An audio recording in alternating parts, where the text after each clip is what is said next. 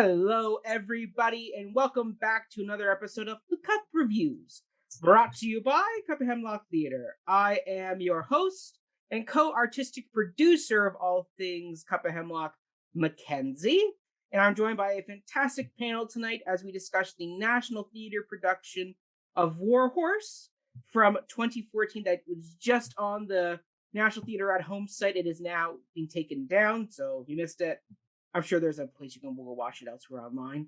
But it's based on the beloved novel by Michael Morpurgo? We'll go with that. Yeah. Adapted by Nick Stafford and directed by Marianne, Elliot, whose current production of Company is on Broadway right now, starring Patti LuPone and Tom Morris. Mm-hmm. So, coming back to our panel is a wonderful lady who has a fantastic history of puppeteering. You saw her on our Shakespeare Roundtable all that time ago. It is the wonderful Susan A. Locke. Hello, Susan. Hello. Welcome back. Welcome back. Thank Let you. us know how you're doing, what's your connection to Warhorse, what's in your cup, give us the rundown on Susan. Yeah, so I'm doing all right. I've been a bit busy, which has been good. I'm still kind of living my life like a hermit, and I'm scared of the world and the way it's going right now, but I'm trying to be positive. And I'm not going to lie, it's difficult, but I think in a weird way, it's comforting that we're all going through this. Yep. So I don't always feel so alone, which is kind of nice. So anyway, my connection to Warhorse is that I did manage to see it live, but not the British version, the Canadian cast version. Mm-hmm. And it played, I can't even remember what year it was. It was 20, yeah. It was right. You guys are It good. went from... We were in first year at the time. We were in first year, yeah. So it would have been like 2011, I think, to 2014 or 2013. You guys were first year? Okay. Yeah, we were youngins. Okay. Yeah, so I at that time I think I had a subscription to Mervish, and so I saw it. But what was really cool about the production is that a friend of mine, Patrick Yang, was in the show. And I think from what I remember, I think he played David or one of the characters, I believe. Was he the goose? No, unfortunately he wasn't the puppet. He was one of the soldiers. So he rode the puppet. He rode one of the horses, I remember. But it was a long time ago, and sadly, it was hard to remember. But what was cool about it is he gave us a backstage tour of me and my friends. So I got to touch like Topthorn, or is it Topthorn? Yeah, Topthorn and Joey. And it was very cool. It was very cool to see them in person. Mm-hmm. So, or to see them like up close. To see them in Horsen. Just ignore me. So that's kind of one of my connections to Warhorse. But I have to admit, like watching it again was it brought back all those memories. So it was kind of nice to revisit it again. And and my cup. So I've got several drinks happening here around me. So I have my alcoholic drink is Guinness. I know it's not British, it's Irish, but close enough. Anyways, tea, which I guess is English, that is so British. It's in my cup, and then water. There you go. So that is in my cup. Susan is well hydrated tonight. Love that. All right, awesome. And then joining us as our new panelist is the wonderful Montana Adams. Hello, Montana. Hi. Hi, how are you? Good. Excellent. Welcome aboard. This is your first panel, so give us the rundown on who is Montana and what is your connection to Warhorse. Do you have one, or is this your first experience? And what's in your cup? So what's in my cup? This is a mixed this is green tea, like iced green tea, but it's like different types of green tea drinks that I put into one because I'm like, it all tastes the same eventually. And so like now my caffeine intake is actually going much more than I usually take in a day. So I'm like, whoa. So yeah, I'm right now I'm trying to finish my master's at the University of Ottawa, in Indigenous narratives, specifically. I'm working on a thesis that about I'm writing a play that's about a historical figure that's from my home in Akwesasne. And I'm just, it's about just trying to figure out what that means to my community and how that actually has evolved over the course of the past 100 years, basically. And what that means today. And, I've finished the play. Hopefully, like, I do something with that soon. And I also recently, in the past fall, I'm now the festival director of the Fresh Meat Festival in Ottawa. So that's a lot of fun. So it takes place in the fall, so please check it out if you're ever in Ottawa. Yeah, and I have a few things lined up, but I can't really announce them yet. But yeah, I've been just chilling at home in Akwesasne for the past since the pandemic began, and it's been really rewarding. So I'm really happy to be here. Yes, so Warhorse, I don't really know much about it before, but we did discuss it in one of my undergrad classes. Back in like probably 2014. And the thing that I remember the most about it is the puppets. So that was really it. And that's why we discussed it. And we discussed why, if it was considered just a spectacle or if it was like an actual integral to the story and stuff like that, which I'm sure we're going to talk about more later. Absolutely. So. But Absolutely. yeah, happy to be here.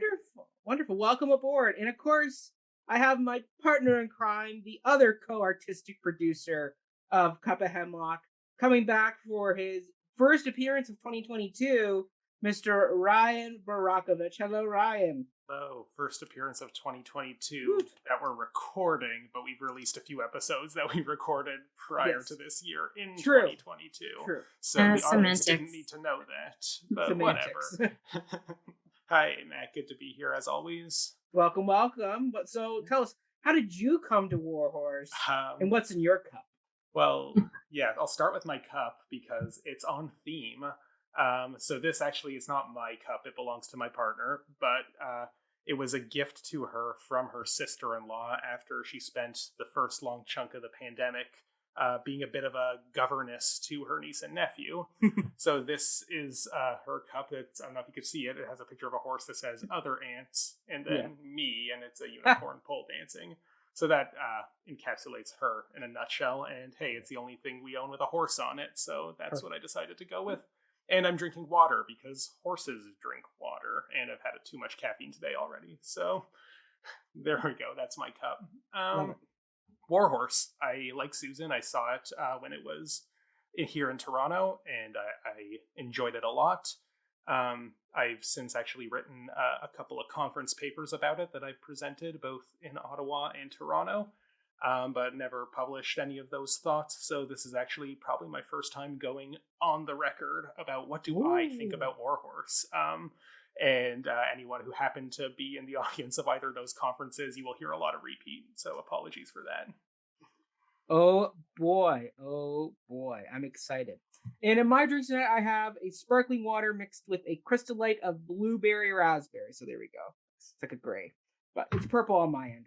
All right. Well, and I also came to Warhorse when I saw it in Toronto, thanks to Theatre at York's wonderful ticket program, where every week or so, or every other week, they'd be like, "Oh, we got tickets to go see this. Going up if you're interested." And Warhorse was one of the first ones where I was like, "Yes, I do want to go see this," because I saw the promos and I was like, "It does look very spiffy." So that was fun. All right. Well, let's get into the show then. So our first question is, what did you think of the puppetry used in this production? And as I said, Susan is our resident puppeteer, as it were. So Susan, give us the rundown on someone who is familiar with puppets. What did you think of this puppetry? So much pressure. Yeah. I really enjoyed the puppetry because of the difficulty of how it is to navigate these puppets. Because it's always hard when you're doing puppets to scale. So the horses are actually to scale. And also you're having multiple people operate one unit.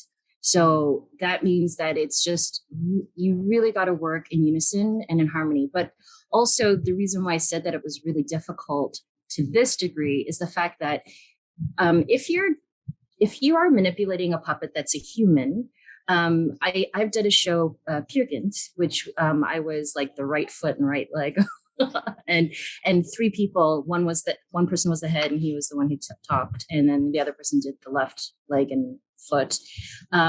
Working together as a human is a lot easier because we're human and we know the movement. And but for a horse, you really got to study the movement of the horse, especially like there were moments when they galloped, and there were moments when they trotted. And then having another human on top of them on their heads, to me, that was just really amazing because not only did they get the movement physiology right, but you got to really think about biomechanics of like the body. And once again, it's difficult because it's an animal. And so one person's manipulating the head and the neck, and then one person's manipulating the front legs, and another person's manipulating the hind legs. The people inside the horse cannot see what the person. So the person that's doing the head is pretty much, well, I'm sure there's places that they can see the way the puppet is designed, but pretty much the person doing the head is leading it because they're the eyes. They're the ones that don't have to be in the horse. So it's just really hard to navigate it, especially if it's to scale. And I just can't imagine what it would be like that a human sat on their head. I can give you a little anecdote. A friend of mine who auditioned for Warhorse, another friend of mine, he auditioned, and he is a big time puppeteer. But because he was 6'2", you had to be a specific height and a specific weight in order to be a part of this cast. And he just, I think he was too tall because the height difference. And they all had to, I don't know if you noticed the people that came out afterwards, they're all the same height. Yes. And so, and I think you had to be. And I just felt my friend, oh, bless his heart, he was so heartbroken because I think he got to a callback and then they realized he can't because of his height difference. And he was gutted. He was so gutted because he wanted to be in the show so badly. So yeah, but the other puppets too were really interesting. I am going to do a technical thing here, is that it's interesting when the puppeteer is being seen and manipulating the puppet. I thought the puppeteers were really brilliant, actually. Once again, to work together as one unit, but also I think the adult Joey, I thought those puppeteers were really excellent because I might get skewered from other puppeteers by saying this, but when you're manipulating a puppet and you're being seen as a performer on stage, you're trying to be as neutral as possible in your face, even though you're doing the lines or the neighing, and it's really easy to have emotion in your face while doing, because you want to capture the emotion of the animal. But the problem with doing that is that you're going to take focus away from the puppet. So I noticed that only once, and it was a girl doing the Colt Joey, where her face was just so emoting, and I got a bit distracted by it because I'm like, I understand, like, you want to emote because you want to capture the feeling of the horse, but at the same time, I'm watching you, I'm not watching the horse. So that was the only problem I had with the puppeteering at that point. But the other puppeteers, I noticed that even when they were neighing and doing those emotions of the horse, their faces didn't reflect on that, which was really interesting. And I ended up just watching the essence of the horse instead. And that's really good. It's really difficult to do, especially if you're also an actor and not a puppeteer, because you want to emote and your expressions in your face. But then once you've got I don't have a doll with me, but once you have a puppet there, and then if you start emoting in your face, well, you're not supposed to see this part. You're only supposed to, the emotion's supposed to go into the puppet. So yeah, so that was I found it interesting. I don't know if any of you thought it was interesting too, that the puppeteers were in costume. And I thought that was a little interesting, but also a little strange, because then I'm not sure if you thought that was distracting or not. For me, it was kind of distracting because I'm like, are they another character? Because I know that they're trying to look like the show. But at the same time, most times when you watch puppeteering, they're always just wearing black, because then once again, you want all the focus to be on the puppets and not on you. But I guess that in between scenes, they were playing extra soldiers. And because I noticed that the woman playing the Colt Joey, she was also a soldier. She was also like the extra bodies on stage when they needed it. So I guess they had to do that, but it was interesting. Mm-hmm. Mm-hmm. Montana, what are your thoughts? I love the puppets. They're great. Like, it's, I really do agree with Susan on the way that like I found myself kind of like looking past the puppeteer and looking at the puppet itself. Like, I really like how they captured the like how majestic horses are in like the entire thing, because it was like such a awe-inspiring thing. Like whenever you first see the horse and like you see like the tiny horse, I forgot what the word for tiny horses, colt. Yeah, and oh man, that part in the beginning whenever the colt just like exploded and then it turned like it switched spots, like that was like oh my gosh, like damn.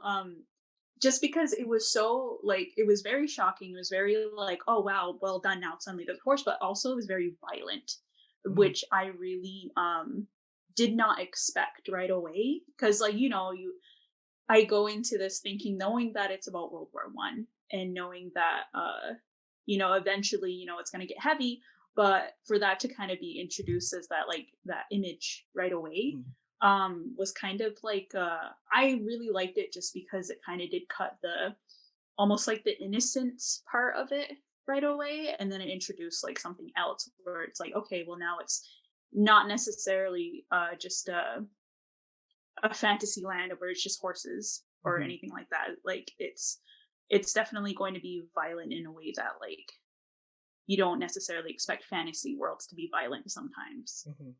You yeah, I don't know, it just added that depth. And especially like whenever the puppets started to deteriorate after like whenever they start, oh my god. Like I have to say the puppeteering in this entire thing was what got me crying more than anything else in the show. Like that's what actually drew emotion out of me. And because I saw the horses as a character that I feel like just was not used enough, but that's like maybe I'll go into that later. But like yeah, like I felt like it just needed because there were like 3 scenes where you really got to see what these puppets can do. But it was just like special scenes almost. It wasn't the main thing. The main thing, which also like ties into another question we're going to get in later, was like it was a story about humans, when in reality it was like the horse was the main thing that everybody wanted to look at. And especially in the beginning, in the very beginning, like the staging of it kind of threw me off, just because the horse was like all the way at the corner of the stage for like a lot of scenes that happened, and it just was like in the shadows, and I was very like kind of upset with that, just because it wasn't lit properly. And plus also like this is like a design thing too, but like I wish it was just a slightly different color, just because I felt like it matched too much with like the entire set around it. I loved what's his name? Topthorn? Topthorn, yeah. Yeah, Topthorn. Like I loved his color because it was just so striking, especially whenever he's first introduced in the very like beginning, where everyone else is kind of this sepia toned land, where whenever we think of the past, that's what it is. And I understand that's like the color concept, but maybe it was just because it was on video, it was like not that bright or anything like that, because I could see like it's more of a reddish hue than it is brown. But I do wish it was just a little bit more striking in a way, just so for it to be like, I don't know. It's like I wish a little bit less war, more horse. Like I don't know. It was like that live though, Montana. You're not wrong. Okay. Watching it live, I just remember the color palette was the same. Oh. It wasn't bright colors. It wasn't, and I agree with you. It was very dark, and I just remember the play being very lit, very drearily. And I understand that it's part of the theme, but at the same time, I agree with you. I kind of wish that it was a lot more highlighted, so that we can actually see more of the puppets. And And I agree, but I'm big on contrast on stage. So if everything else is sepia colored, well, lighting can contrast that to, bring it out more. If that makes sense. Yeah. I also I wish I could have seen more of the eyes in it, because that was the first thing in the cult. I noticed that the eyes were like not really, they were just one color.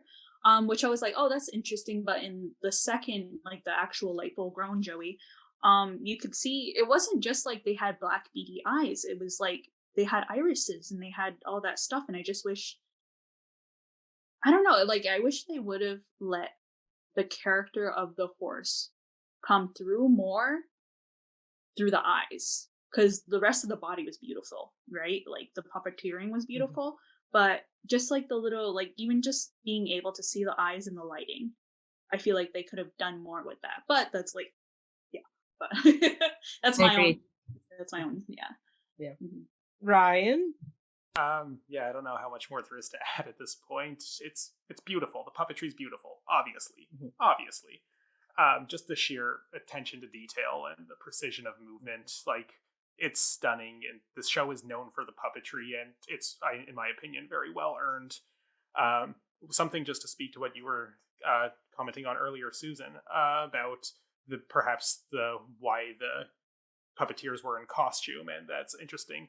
Something that I find interesting about the puppetry in the show, and Handspring's puppetry work in particular, just across the board. The only other show of theirs I've seen is Ubu and the Truth Commission, but I do, just having seen production stills from a lot of their other shows, I think it's a recurring visual motif throughout their work, is the fact that they're never trying to make you forget that it's a puppet, that the operators are always visible, they are in costume, it doesn't look like a real horse, even if its movements are so precise the way a horse moves. But this somehow, even though they're never trying to make you forget, you somehow still do, or at least in some moments here and there, or at least speaking for my own experience, I think it's definitely like, yeah, because of just some of the ways that the horse moves, and you really get so immersed in the story and the movements that you do just periodically get so caught up in it that you forget, wow, right, that's a puppet, that's not a horse. And I think that's what's so stunning about it. Something that is just like the amount of life they breathe into these characters.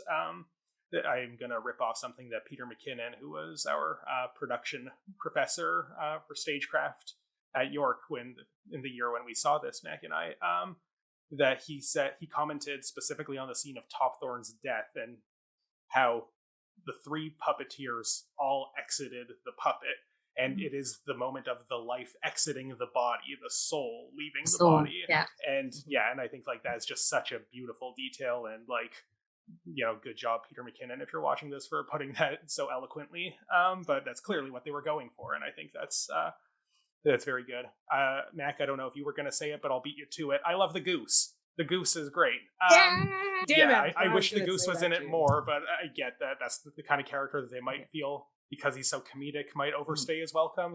But we get just the right amount of him that I'm wanting more, because he's just so fun. And every time he was on screen or on stage, and he just was always doing something funny in the background. And then he got his star moments when he kind of like went up to the door chasing the bread.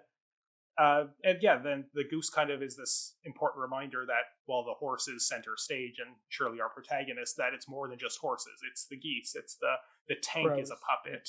The crows also, which we'll talk maybe more about in a minute. But no, the crows are good. But I have a question about the goose, actually. Yeah. I don't remember. I remember the goose in the Toronto production, but I don't remember the running gags.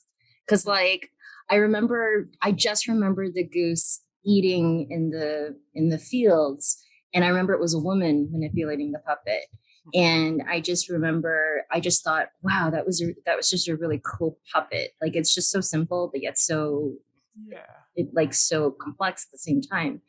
But I don't remember those running gags in the show and in the live version. It's been a while. I kind of feel like the gags were still there, but I would have to rewatch it. I would think they were, just because a lot of shows like Warhorse are like frozen, right? Like once they open, they're kind of frozen unless, like, I don't know, maybe I can't see, once again, it's been so long now.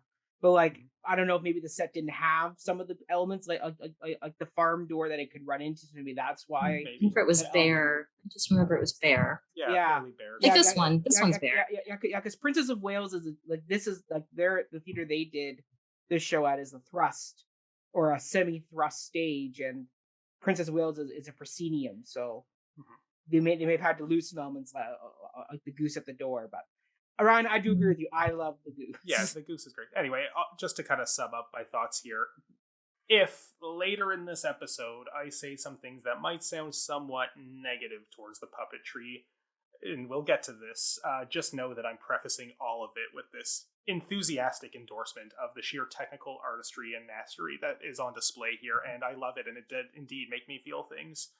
Doesn't mean that there aren't things to critique that we will get to later, but I think this is a beautiful show, and, you know, even if you watch it for just the puppetry, it is worth watching. Can I just throw in a little nugget before Max goes? But so the fun fact, Handspring Puppet Company is from South Africa, and one of my really good friends, Brian, is really good friends with both Basil Jones and Adrian Kohler. And I talked to him today, and I told him about that I was going to do this podcast or this video panel, and he's like, oh yeah, I'm friends with Basil and Adrian. And when they started in their little I was going to swear, but I'm not going to, in this little garage, and that's how they started. And they've blown up over the years. And he's personal friends of theirs. So, So go South Africa. Yeah, it's a great company. They do love it. Love it. I mean, for me, I will echo all the other sentiments of the puppetry is stunning. Like there were moments I had forgotten just how powerful the puppetry could be, having seen it once live and then never again. But yeah, I mean, like they really became these characters. Like they're like basically once the show really got going, there were moments where I like Ryan, I was totally bought into. Oh, Joey is Joey. Joey is not a puppet. He is a live character in this piece who is doing a performance for us. So that was really fantastic. And the goose was great. I mean, it was just a great little element to have that little running joke there. It was fun. And I will say, since I work around horses all day at the castle, I was even more cognizant of how good they did their anatomy and brought the horses to life. Because horses are they're like cats where they have very strong personalities, and if they're having a bad day and don't want to do something, they will not do it. I've watched the knights trying to ride a horse, and they wanted to canter, and the horse just goes, "No, I am not doing what you want me to do today. I am doing my own thing." For those who don't know, Mac works at Medieval Times, in case that wasn't clear. Oh, yes. Yeah. Yes, sorry, yes. Not just a random place with horses. Yeah, not just a random place with horses. Or with horses and knights. Horses and knights. And falcons, not a goose, but a falcon. Wow.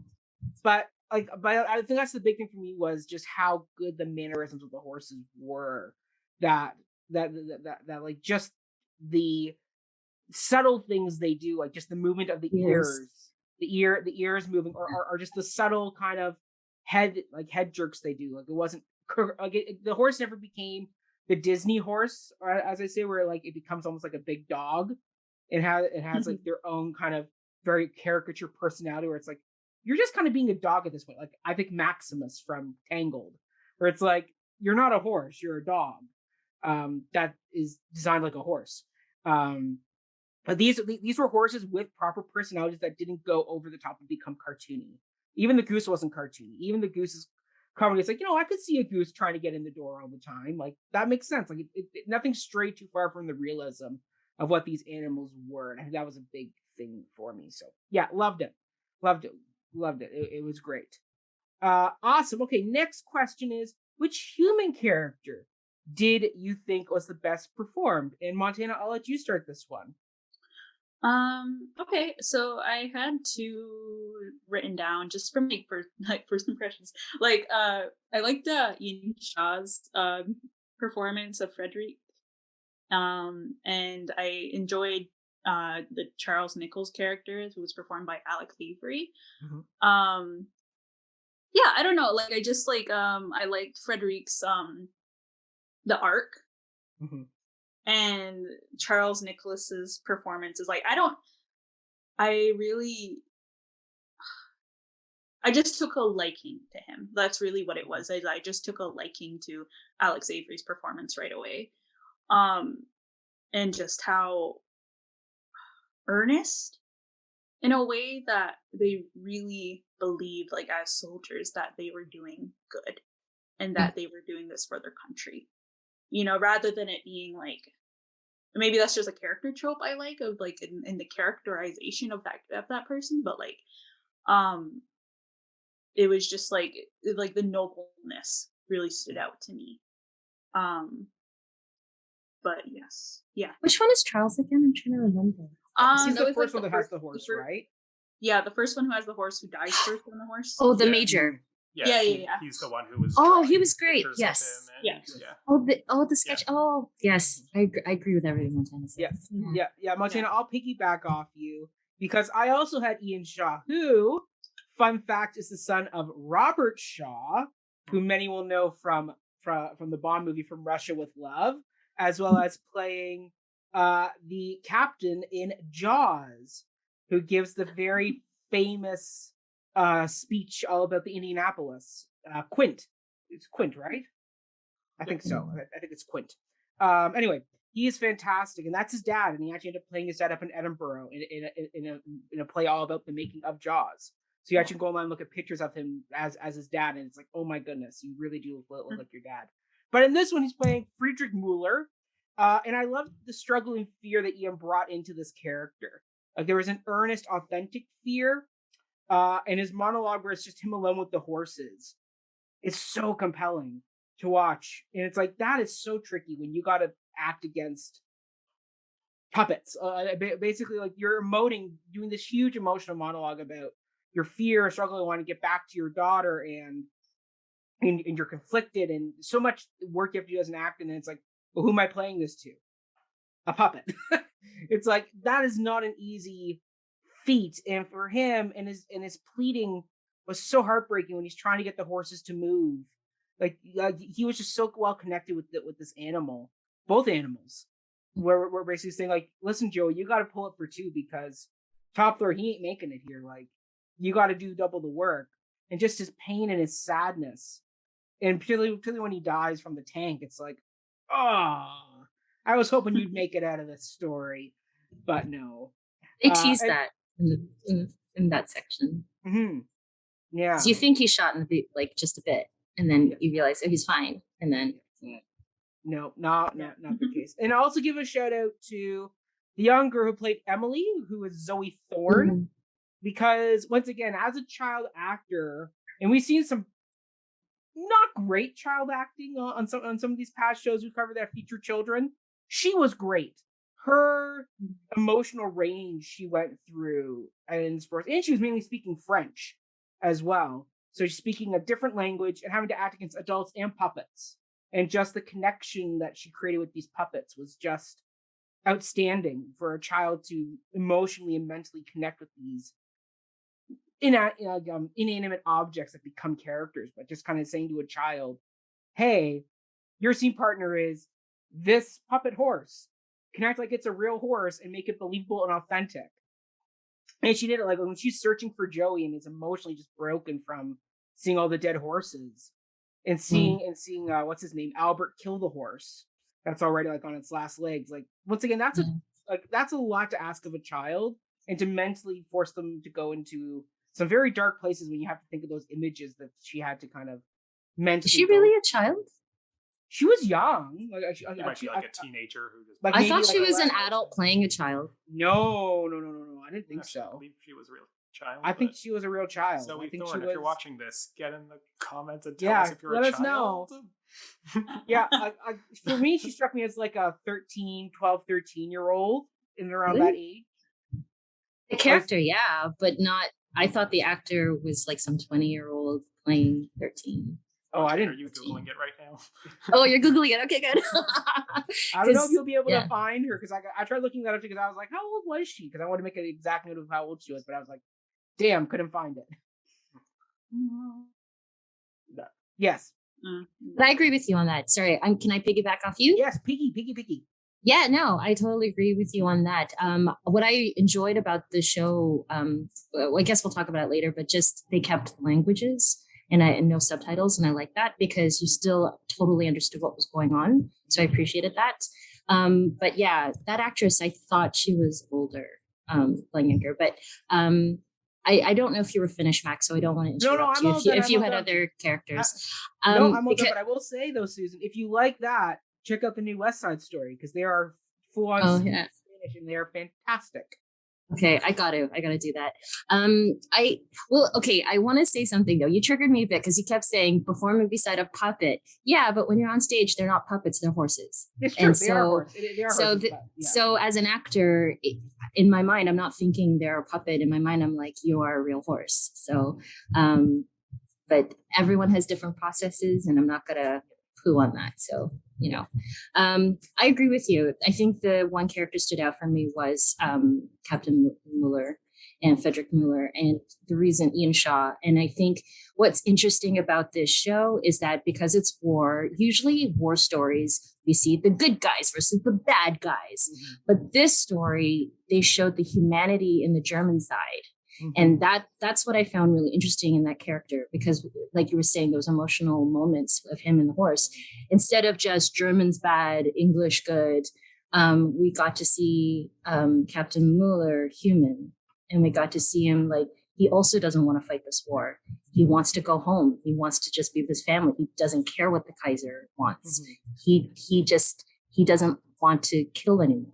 Mm-hmm. And so that was, and it's rare that you see that in a war story, especially if it's against Germans in both world wars. Mm-hmm. So that's what's interesting about this in this case.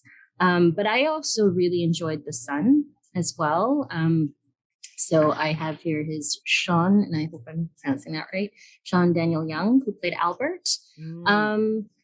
I don't know how old the actor was, but for him to play really young, to like 16, I believe, till I don't know. I'm really bad with history, how long the First World War lasted.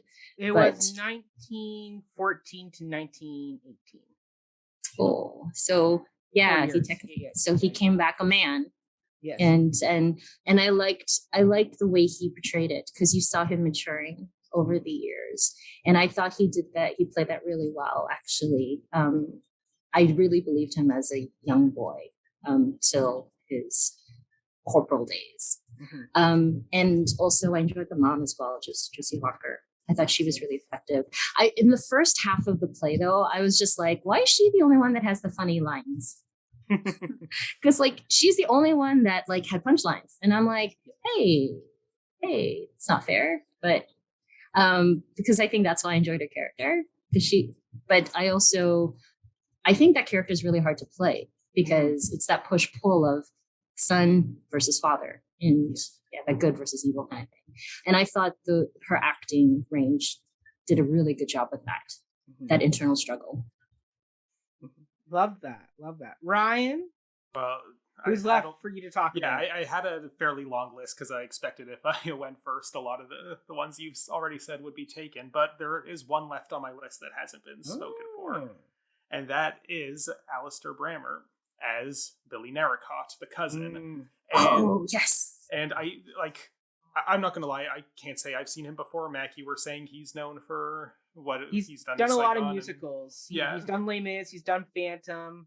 He's done. You can watch him on Broadway HD and Miss Saigon. Watch him in 2012's Les Mis as one of the ABC Cafe boys. Gotcha. Yeah. Well, yeah, I having not been familiar with him, but just the kind of speaking of boys becoming men at war, the journey that he goes on is very interesting, because tragic. He starts off as just a rich kid bully. He's the cousin whose rich daddy says, don't worry, I'm gonna get that horse for you, even though your cousin has clearly formed a lifelong bond with it. But that horse is gonna be yours because we have money, and therefore it is our God-given right to get you anything you want. And he, like, you know, he's not as antagonistic about it as his father, but he's like into it. He's like happy that, yep, we're rich, this is our entitlement. And or then when Uncle Ted. Yeah. But then he goes off to war, and we get to see him more human. He's not just this cardboard cutout of like an 80s movie bully. He has the nervous tics in the one scene, like after Captain Nichols. Physicality on that? Yeah, seriously, like after Captain Nichols dies, and he's the one who has to ride Joey because he has this family connection to the horse, which is an interesting detail. But he turns his back on the horse, saying, "It's not the horse that will protect me; it'll be my grandfather and my father's hand," which is the instrument of his death. So yeah, there's a lot of really just like powerful irony in the way this character is portrayed. And yeah, the physicality of that tick is what sold me on, wow, I think he's going to get my human cast shout out. And I'm glad I got to save him for last. Yes, did you see him that he kept shaking his hand while on the horse in battle, like in his final moments? He himself was still, his head was shaking and his hand was shaking. Yeah. And like that detail is amazing to watch, that commitment as an actor to continue still doing it, like throughout that scene is amazing. Yeah, and he's this perfect foil to Albert, who we do see become the man. And maybe if Billy had lasted longer into the war, he might have gotten there eventually, but due to his upbringing, he has this unearned confidence at the beginning that just gets destroyed as he realizes, oh, this is scary. I don't belong here. I don't know what I'm doing. And, you know, he doesn't get to have the arc perhaps as penance for his, you know, douchey rich kidness at the beginning. Hard to say, but it is just a perfect character contrast to the journey that we do see Albert go on over the course of the play. Yeah. Awesome. So next question is, aside from the puppetry, because I'm sure that would be all our first choices if we didn't put that caveat in there, what was your favorite production or design element? Ryan, I'll let you start this one. Okay. Sorry if anyone else wanted to say this, but if I'm going first, I'll say it. The live music, sung by, credited as the songman in the program, Ben Murray. I just thought all of the big feels moments, obviously the puppetry is doing most of the heavy work there, but the music played a big role too, and just having this one single vocalist singing these folk songs, creating this atmosphere. I don't have much to say about it. I just really enjoyed it, and good job, Ben Murray. Lovely voice you have. Yes. Wonderful. Montana? I really thought hard about this, just because I was like, well, there are certain things I liked that didn't get used a lot. Because I don't know, I really liked the tank, but is that technically a puppet? Yeah. It's Okay. a puppet, So, but I was like, that's cool. I thought the really big, I don't know what they were, like the big stakes in the ground. Oh, like the fence posts that we kind of move around? No, they're not being held up. They were like in the background of the war area. Like the war scenes, I mean. Okay. I think they're supposed to be like dead shell torn trees. Mm-hmm. Oh, really? Okay. Ooh, I didn't even notice that. Yeah, I thought they were. I don't know. I noticed it, and because the thing is that I like that, but I like the turntable thing, but it just wasn't used enough. I felt I was just like, okay, well, it got used in like a few scenes, and I was like, okay, like figuring that it's so big, and it's just like, I don't know. I wish I could have seen it more. That and the turntable, just because I thought they looked cool, but the turntable, I feel like. So there was like this one moment whenever I was sitting there and I was watching, and I was like, I wish you could see not just one angle of the puppet while it does this, like whenever it was like pulling the trough, it was trying to plow, and I was like, oh, it's going in one line, and then it started turning, and I was like, oh, this is great. I was like, I love this. But I guess it's that that was the one thing that I was like in my mind of like, yeah, I like that. But yeah, it was only used very, very sparingly. So, Susan? My favorite element, I think, was more just one scene, and it was just the mother in the middle, the father to stage was it stage left, and the son in stage right, and that scene, that tense scene, and they yeah, and they're just distanced, equally distanced from each other, and it was only like even a couple of seconds and maybe one line. But for me, that's more of a staging direction and not a production element. So I apologize. We'll allow it. No, direction and staging. Yeah. That's an important one.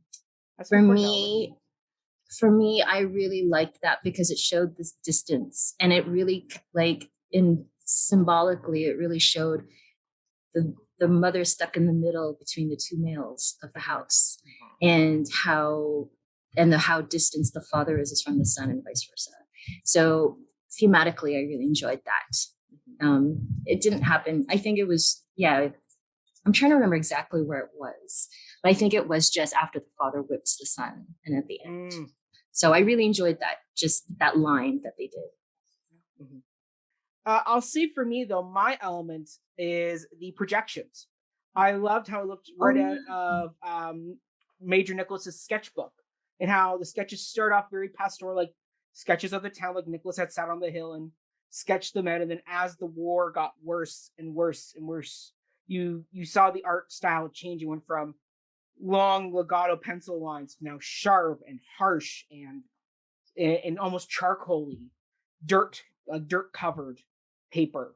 Like, and the fact that the rip is very much in the same rip as what Joey had, or what Albert has of the sketch of Joey. Yeah, the shape of it is really cool because it's the one big rip of a paper. Yeah. Correct. Yeah. So I loved that. I thought the projections were great to help sell where you were in the story, so you could keep track of who's going where, what's doing what in the war. Because trench warfare can look a lot alike if you don't do some type of illustration or some type of title card to show where you are and what you're doing. So I thought that was just a beautiful addition to help offset the bareness of the stage without pulling too much focus away from the puppets. So yeah, shout out to the projections. Awesome. Okay, I'll start this next one because I don't want anybody to take it from me. So the next one is, what was the weakest aspect of the production? And for me, I have villain / antagonist characters like Steve North as Ted, the stereotypical drunk father, and Jack Sandel as the scary, scarred, evil German soldier, Gerfurter Karl, like the bad guy who whips the horses. It was like, so what the show did so was develop so many of the other characters, like Major Nicholas, who dies very quickly in the story, but his death still hits you, and you feel this is a well-rounded character who you've connected with. Even the one major with the mustache who goes on yelling about the effing horse, who ultimately then prevents them from shooting Joey at the end, is a developed character. But then you have these two bad guys, or Ted is given a little bit of backstory, so you kind of understand a little bit of who he is. But even then, it's not well executed in the sense of, you don't, like, Mom says, oh, he didn't go off to war. He's a bit of, like, he's always felt bad. It's like, great, you told me this, but I'm not seeing that characterized. Like, I'm just seeing angry drunk dad and evil German who's whipping the horses. Like, I just felt that kind of was a letdown. Was everybody else was so well formed. Like the horses, the goose even was a well-formed character who had motivation. Like that goose wanted to get inside, and even had little interactions with the uncle when he's nipping at the uncle's feet during the race to try. Like that was even well developed. But the fact you got these two other characters who are like stereotypical, like they're not fleshed out like everybody else. They're kind of just cookie cutter. Like, okay, the dad's bad because he drinks and he beats his kid. And he's also the guy that gives away the horse. Great, that's him. It's like, okay, they're very one-dimensional. Yeah, very one-dimensional figures. And I saw that was a bit of a letdown in the adaptation, where particularly Ted could have been a character much more well-developed and given a little bit more meat. It's always yelling too. I don't know if that was an acting or directing choice, but I'm just most like drunk acting choice, where it's like act drunk all the time. What do you do? I have a problem with actors yelling all the time. Like, I know it's part of their character, but if that's the only thing you do throughout the whole production, I have problems with that because it becomes one note. Well, yeah, because it's just like even people who are showing anger or emotion, there's quiet anger, there's quiet seething. It's maybe stronger sometimes, the quiet rage that can bring out. So you don't always have to yell. Yeah, once again, it felt one note, kind of like Amadeus and Amadeus. I agree. Thank you, Susan. Ryan did not. That was a big debate. My best friend's a big theater person, and he is baffled by the fact that my friend and I hated him. That I didn't hate the actor, I hated his perception of the character. Agreed. That was my point too. But once again, we're not going to relitigate Amadeus. No. To go now. Watch the episode. Maybe you'll see the card thing in the top. Yeah, I'll take it up there so you can go back and rewatch Ryan and I's epic debate about Amadeus. I'm going back. I'm going to watch it, and then we're going to have a big debate, Ryan. We will. Looking forward to it. Love it. Okay, well that was my thing. One-dimensional baddies of the play. Susan, what was yours? I agree with you, but I didn't choose that. So this is where maybe some people might disagree with me. The text, I did not like the dialogue. Well, because it wasn't just shouting, but I just found that it was very expositional. Like there's some scenes where they're explaining the story rather than being the story. And so sometimes it became a bit didactic where I'm just like, oh, you're only saying this because this is what's happening in the war and you're telling us instead of showing us. And I have a problem with that in theater because theater, you can show us. That's what we want to see. So I have problems with the text, and okay, this is where I might get skewered on it. I actually have big problems with the story itself. And this is where I'm going to make a suggestion. I was going to make it a little bit later, but I'm going to say what you guys think. I agree with Montana from the beginning, because Montana, you said that there was not enough focus on the horse, which I know there's a question about that coming up. But what I want to say is I really wished that this was a non-verbal show, and that was only music and only singing, those singing moments and the soundtrack, and just movement theater. Because I still think that you could have gotten the whole story, even with the humans in there, without text and dialogue. It could have been seen through movement or just non-verbal theater. And it could have been maybe more interesting because I think the text got in the way of the story. And then it just made me like the story. I'm just like, ugh. Like anytime a human came out, I'm like, ugh. and anytime a puppet came out, I'm like, yay. And then humans came out and I'm like, oh. So I just don't know how you think if it would have been interesting to still have humans in the story, but don't have any text. I think it just moving pictures. It would have been interesting. Comment on, but I'll chomp at the bit of this. I probably wasn't as bothered by the exposition. I kind of just like, yeah, that's the kind of play that this is. It's the story it's trying to tell. But I do agree with like what you're saying, and I think it would be interesting, maybe not even in my mind to replace this version, but almost as a companion version of just the non-verbal version. Maybe after we're done recording this, I'll go rewatch it on mute and just like put on a YouTube playlist of like English folk songs to like listen into my ears and see if that enhances the experience. But I do think, and we will touch on this a little more later, but because the puppet is silent and the puppet is such a visual presence, I get what you're saying, that this emphasis on the humans maybe does take a bit away from that. One thing that I was thinking of saying as my weakest, so maybe, Susan, if you were done, this would be a good place to piggyback. Yeah, I'm done. It's not the thing that I ultimately decided on, but something that I thought was just like a weird, tiny irksome point is that the final image that we are left with is Albert hugging his mom. And at least in this pro shot screen version, I get that if you're seeing it with the audience, Joey is still on stage, but the camera zoomed right in on this son and his mother. And because that's the last thing we saw before lights go down, it kind of narratively implies that it's really about the humans, that this is the culmination of the story is the humans. And I'll talk more about the Steven Spielberg film adaptation in a later question, but the final image in that, which I think is a slight improvement on this, is a silhouette of Albert with Joey. And even though I still think the horse is more important than the humans, at least that kind of relationship between these two central characters, the animal and the human, is the final image that we're left on. So that is something that I found a little irksome, and does speak to what Montana commented on earlier about how there's a little too much human in this play, and I think it piggybacks well off of what you're now saying, Susan. The thing that I actually settled on, though, for my weakest point, it's a lot more petty, but I feel like that's appropriate. The birds on the poles. Which birds on the poles? In the beginning, right from the start, the Lion King moment. Yeah, where they do the Lion King thing with the birds on the poles. I kept hearing Lion King in my head when I saw that. And the thing that bothered me about it wasn't just that, like Lion King, haha. It's just that the puppetry in this play is so impressive. And that image so isn't.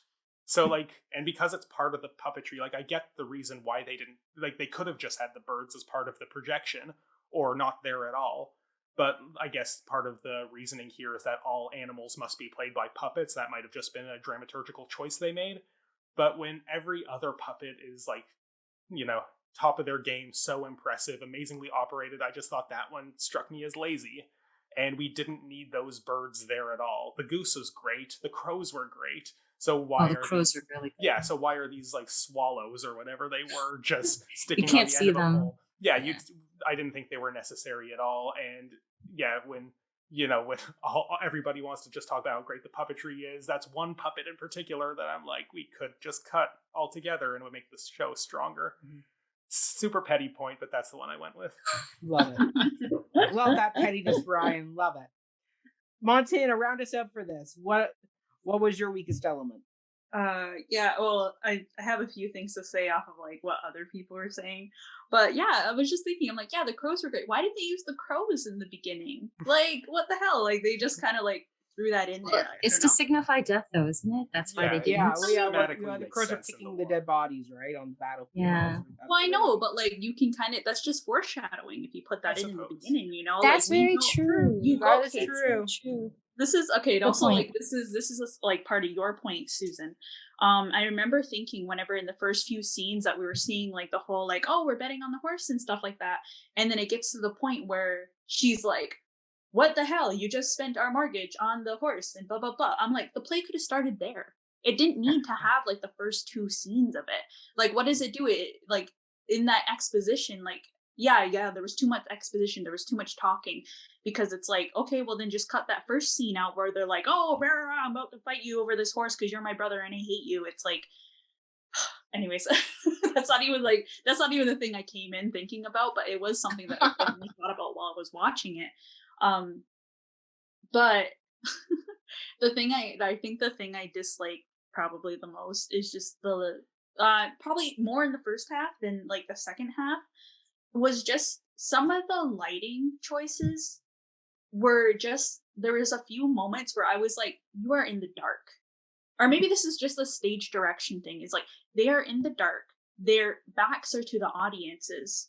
You know, like, just simple things like that I was like, why is this being overlooked? And, like, they're talking to each other, but his profile is basically like, I don't know, like, it was very distracting to me, because you kind of go into this knowing that this is a national or whatever, like, the big theater, like, big national theater. And just, like, little things like that were kind of, like, overlooked. And that's the thing, like, it's like, if they were going to put so much emphasis on the human characters, and I know we're going to talk more about this later, but, like, more emphasis on the human characters, then why did they just kind of it felt like they just half-assed it when it came to little things like that. Like, they overlooked it. It was something that they weren't thinking about because they were so focused on trying to make the horse such a beautiful thing, and they succeeded, but it's like they tried to balance it, and I feel like it just didn't turn out. So, like, yeah, in the first half, I was noticing a lot of, like, in the shadows, like, back to the audience. And it was just, like, a weird balance of things that just, I feel like, was too much on their plate that just didn't work out. Not in the workout, but, like, there were some things that they lacked in that I just really, I watched it and I was a little bit disappointed in that, because it's like, in one hand, these amazing things are happening on stage, but in the other, it's like, okay, well, this is just basic stuff that I don't know. No, I do know, but but like, yeah, that's what really bothered me, and I was like, okay. But yeah, I feel like I definitely agree with you, Susan, where I feel like there's too much talking, and that, yeah. Well, I'll save it for later, but yeah. Okay. Stop there. Do you think that in the beginning scene, though, is that is just really to set up the established relationships, like between the father and the uncle, and yes, that's basically and what that and just auction to scene is. kind of show how awful their relationship is, just to set that up, I guess. But we Well, never I really get mean, payoff for that. Sorry, if you, Montana, go ahead. yeah, I kind of agree with you, Montana, that they could have started the play with the mother going, "You bet on what?"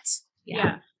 Well, yeah, like I think, I don't know if you, Brian, you were starting to say this, but like, yeah, it's like that relationship, I feel like, is literally the least of their worries in this play. It's not important.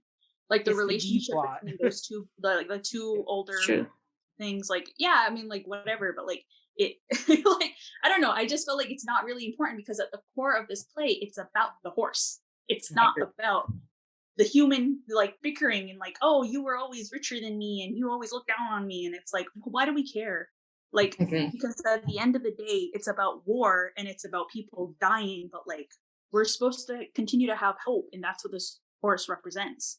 Like, I don't know, like, yeah, I'm sorry. I agree with you. You know what I saw in the beginning? Shouting, shouting, shouting, shouting, shouting, shouting, shouting, shouting, shouting, shouting. That's how I saw it. All right. Was that it for everybody? Everybody's good on that question, unless there's more to add? Okay, awesome. I think we can move on. All right. So final question of this section, Ryan. As usual, I'll pitch it to you to start. Would you recommend this production to others? Would you put it as part of your syllabus or teaching tool?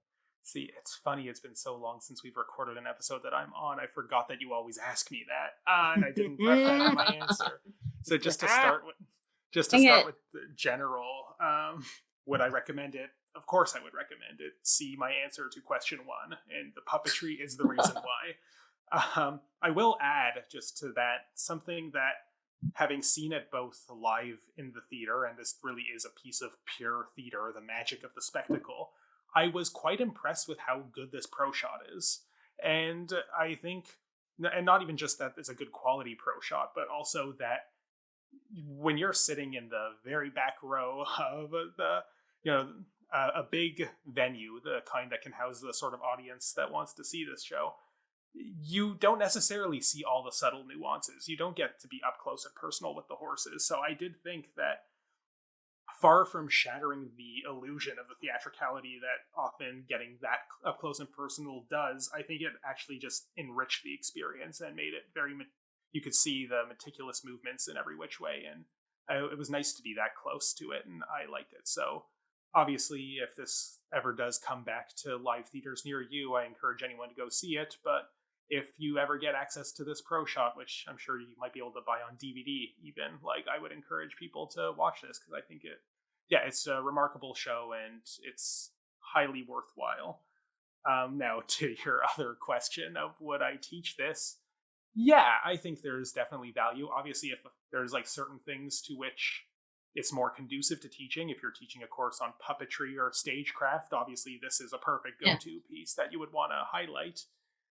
Or if you're just maybe even talking about something like theater semiotics and what does it mean to have an inanimate puppet representing a fictional horse, I think it's useful for stuff like that.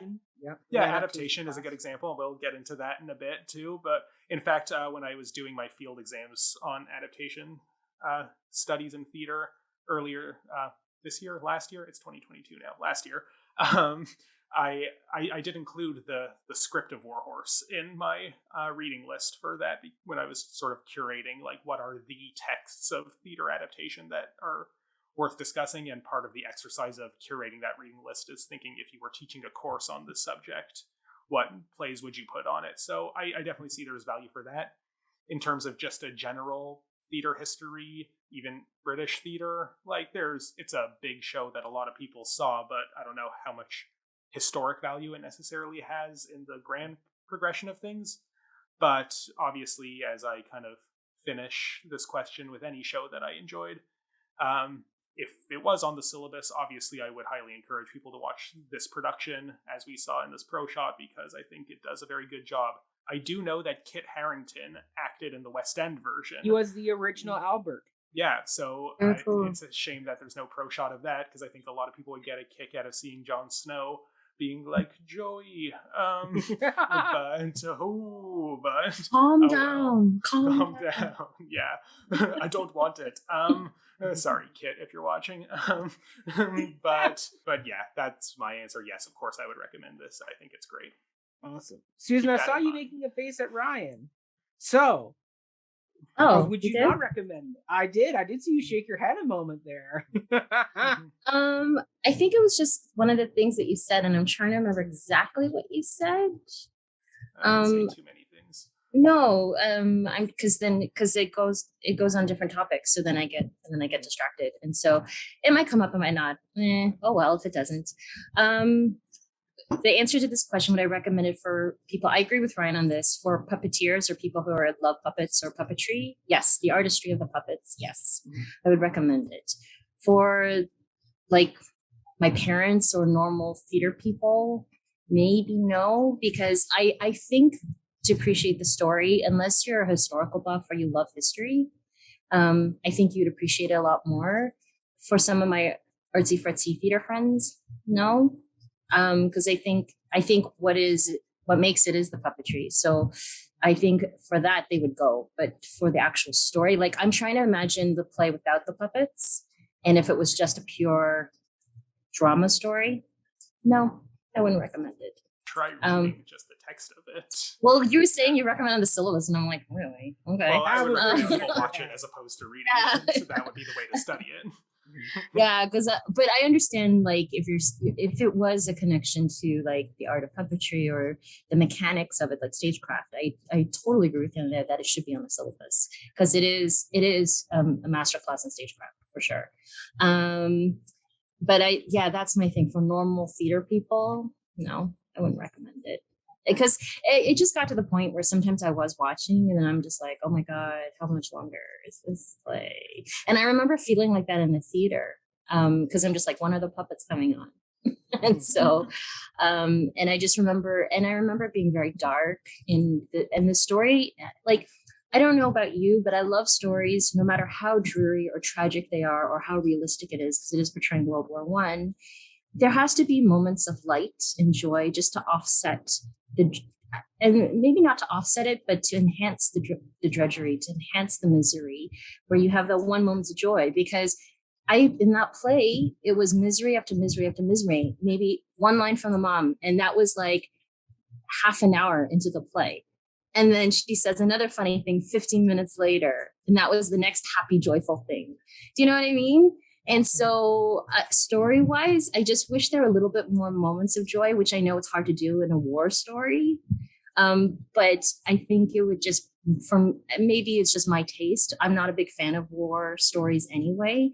So as a story dramaturgically, I just wish that there were a little bit more moments of joy. It came more in the end with that Effin character, and also the character of his friend. When they were talking about the horse and his girlfriend, like those moments were beautiful. And I just wish they had a little bit more of those, because it's just to offset, because at one point it was just misery, misery, misery. And I'm just like, it's sad upon sad upon sad. And then one moment of joy. So I kind of just wish they had a little bit just to even it out. So. Yeah. Sorry, wishy-washy answer. Yes and no. No, it makes sense. I mean, Shakespeare even understood that in his tragedies, right? You can't always hammer on the tragedy. There needs to be the light, the comedy, to offset the tragedy and make the moments that are supposed to be sad even more sad, right? Like that's just the example of good writing. That in order for those moments to hit harder, you need to build to a fall, right? And if you don't build to the fall, the tragedy doesn't hit quite as strongly, right? So yeah, no, exactly. I agree with you, Susan. I agree with you. Montana. Yeah, I agree with Susan. Just like, yeah, like if you love puppets, go see Warhorse just for the horse puppets. But overall, like, I wouldn't put this on my syllabus because, like, I was gonna say something really bratty. No, okay. Do it. Do it. Say bratty. Well, because I was like, maybe I'd put it on my syllabus to be like, how can we reshape this narrative to make it kind of like, in a way, like make it more palatable to not have it so just one note, not one note, the entire kind of one note the entire time. It's so dreary throughout the entire thing. All the good moments are like, oh, you have a horse, I have a girlfriend. And the mother, like the exposition, maybe the exposition could have somehow, the narrative could have like, instead of being a straight line, have it kind of go back and forth in a way. So it's kind of like, oh wait, why do we care about this relationship with this horse, and kind of elongate it. Because it felt really short in the beginning of how we see they get emotionally attached to each other.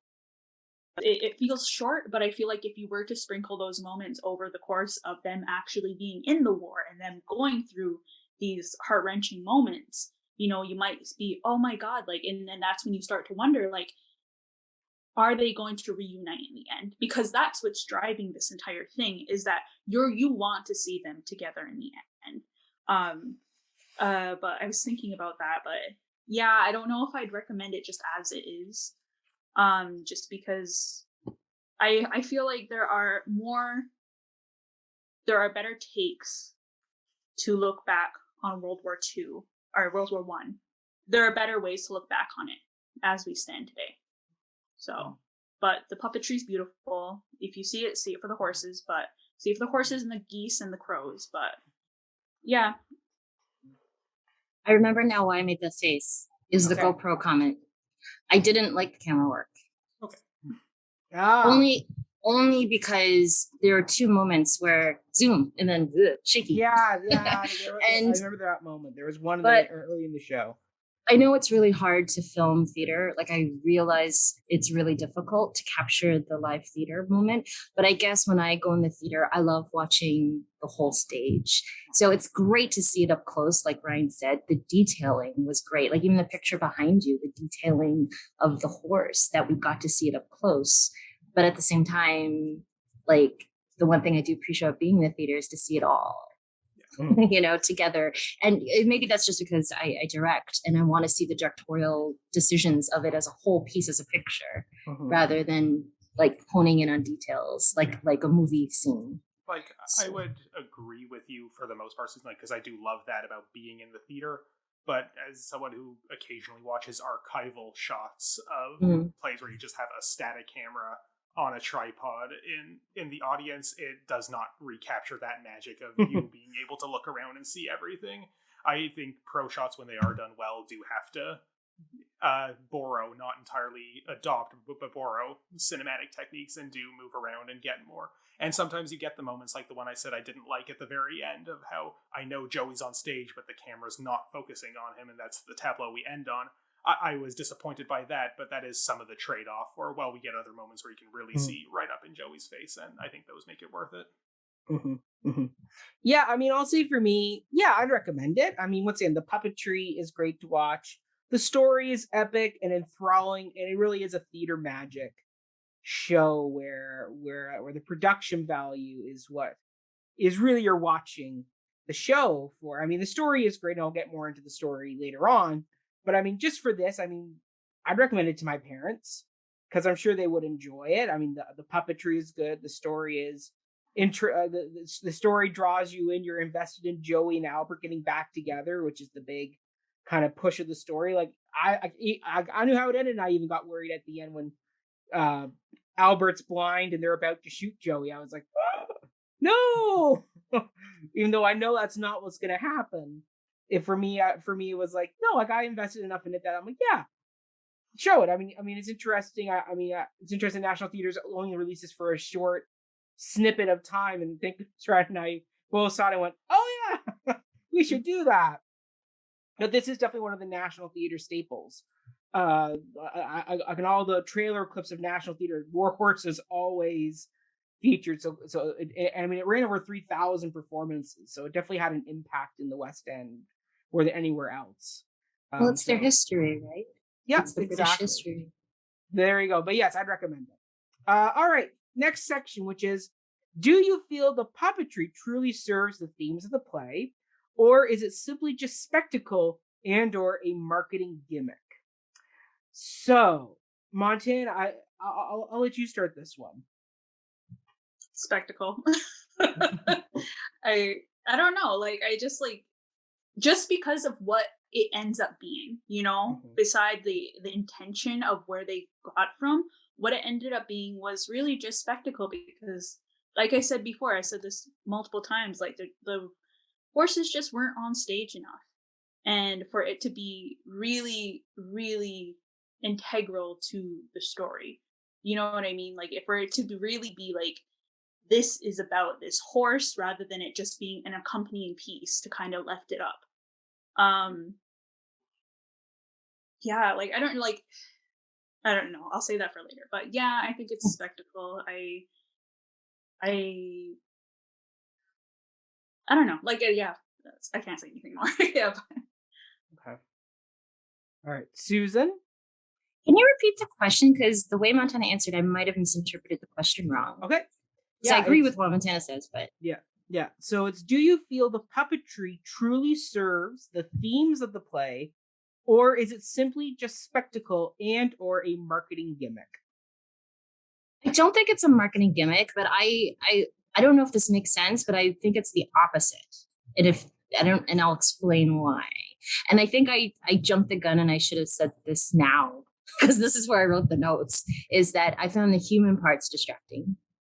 And so I kind of wished that it was only, this is where I kind of merged with Montana. I kind of wished that the show was only about the horses and about their journey. And the sad part is that in a way, the way this production built it, they made the horses look like props. So I'm not saying that they're spectacle, but I think they're just elaborate props. Whereas if I really want to be truly invested in the story, they're more of a character. We only got a taste of Joey and Topthorn and the goose and the crows. We just got a taste of it. We didn't to round out the story. And then there's a question about it afterwards about the play, so we'll talk about that. But I kind of feel like it wasn't a marketing gimmick, but I feel the puppets weren't utilized well. Like I agree with Montana. I wish they were used more. And I found the humans distracting. I thought it was funny that when I say opposite, I found the humans more like they're the spectacle, if that makes sense. Yeah. Ryan, you want to go to me now? Do you want to say your bit first? Oh yes, I guess I should, because I know you have a long answer. I do. I will play a bit of a contrarian on this, where I mean, for me, I categorize spectacle as like the falling chandelier, the giant barricade in Les Mis, the flying tire in Cats, the helicopter, Miss Saigon. The helicopter, Miss Saigon. Like all those kind of mega musical, big props, big things that kind of are the show. And I mean, for me, Warhorse, Joey felt, because the puppetry was so strong, that Joey felt like such a real character. And the fact that we did stray away from Albert, who stereotypically, if you were doing it, Albert would be your main character and Joey would be the side piece. But in this, Joey really was, for me, like he was the heart of the story. You see him go from being a colt in the pen to then this journey of he becomes the riding horse. Then he's forced into a plow competition. Then you think, oh, good, they're gonna get together. Oh wait, no, war, and Dad sells him off. And then you leave Albert for a bit back on the farm, and you follow Joey over into war. And there's that beautiful scene between Topthorn and Joey, where they're kind of sparring with each other. And the moment where Topthorn kicks Joey in the back, I gasped. I went, it elicited a gasp out of me. And the fact that Joey is really the heart of the piece. Like he's the story I agree with Susan. Between him and Albert, Joey's scenes are more the scenes I'm more invested. I'm more invested in his journey than I am about Albert going to war. So for me, I go, like, could you have done a few more scenes like Joey running through the battlefield and getting caught in the barbed wire? Absolutely, you could have done it. You could have added some more of those balletic kind of movement scenes in, but I think for what the play gives us, I do think the horses are used well enough. I mean, once again, there's a follow-up question that deals with adaptation, and when you realize what the original book was, like, you kind of think, how could you do it in a certain way? And I'm like, for what they gave me, I really did feel the horses were used, and they elicited the proper emotions out of me, like the fact that I was concerned that for Joey's safety at the end, because Albert can't see, and you're sitting on your seat going, no, it's your horse, he's not dead, like, don't shoot the horse. For me, I just was so, like, once again, like, because I got into that character so much, and even Topthorn's death is so sad, and or when you see the kind of the raggedy horses pulling the tanks before Joey and Topthorn get brought in, like, those puppets were lived, and I guess Peter McKinnon said, when the puppeteers leave Topthorn's body, it really does feel like the soul of the animal is departing the stage. So for me, I just go, yeah, like, I bought into that, and I think you definitely when you first see the posters and the trailer, it does feel like the gimmick, like the falling chandelier, like the helicopter. I think once you watch the show, and because of the performance of the puppeteers as Joey, and Joey is such a compelling character on stage, that I mean, I got sucked in. So for me, I'm like, yeah, it worked. I think you go in starting off as Mark Megan, but then you really do fall in love and become invested in this beautiful horse that is behind me. But what's your answer? Like, is it spectacle or Mark Megan, or no? Because, like, I'm a bit confused on how you're answering this. So I think I went in going, it's going to be spectacle, but then the performance of Joey and Topthorn are so compelling, and I'm so drawn to their story that I'm given, that they transcended the spectacle and became authentic horse characters on stage, and weren't just, like, in Lion King, for example. Lion King, another show that has a lot of puppetry. To me, Zazu is always a puppet bird. Pumbaa is always the puppet warthog. Like, it doesn't have that same investment like my heart did. My heart was connected to Joey, and I felt for him, like when he's trapped in the barbed wire or he's gonna get shot at the end. My heart felt the danger and felt the fear of what's gonna happen to this Pert character. I'm just gonna say, though, it's a hard comparison because the Lion King, they are cartoon characters and they talk, whereas these are portrayed as real horses and real. But I agree with you. I just wish we had more of it, because I still feel like it wasn't enough. Something I agree. Like I agree. Like here. More. Like, I agree. More horse. More horses for sure. But for what I was given, like, unfortunately, like, I wasn't in the adaptation room, so I wasn't able to say more horses.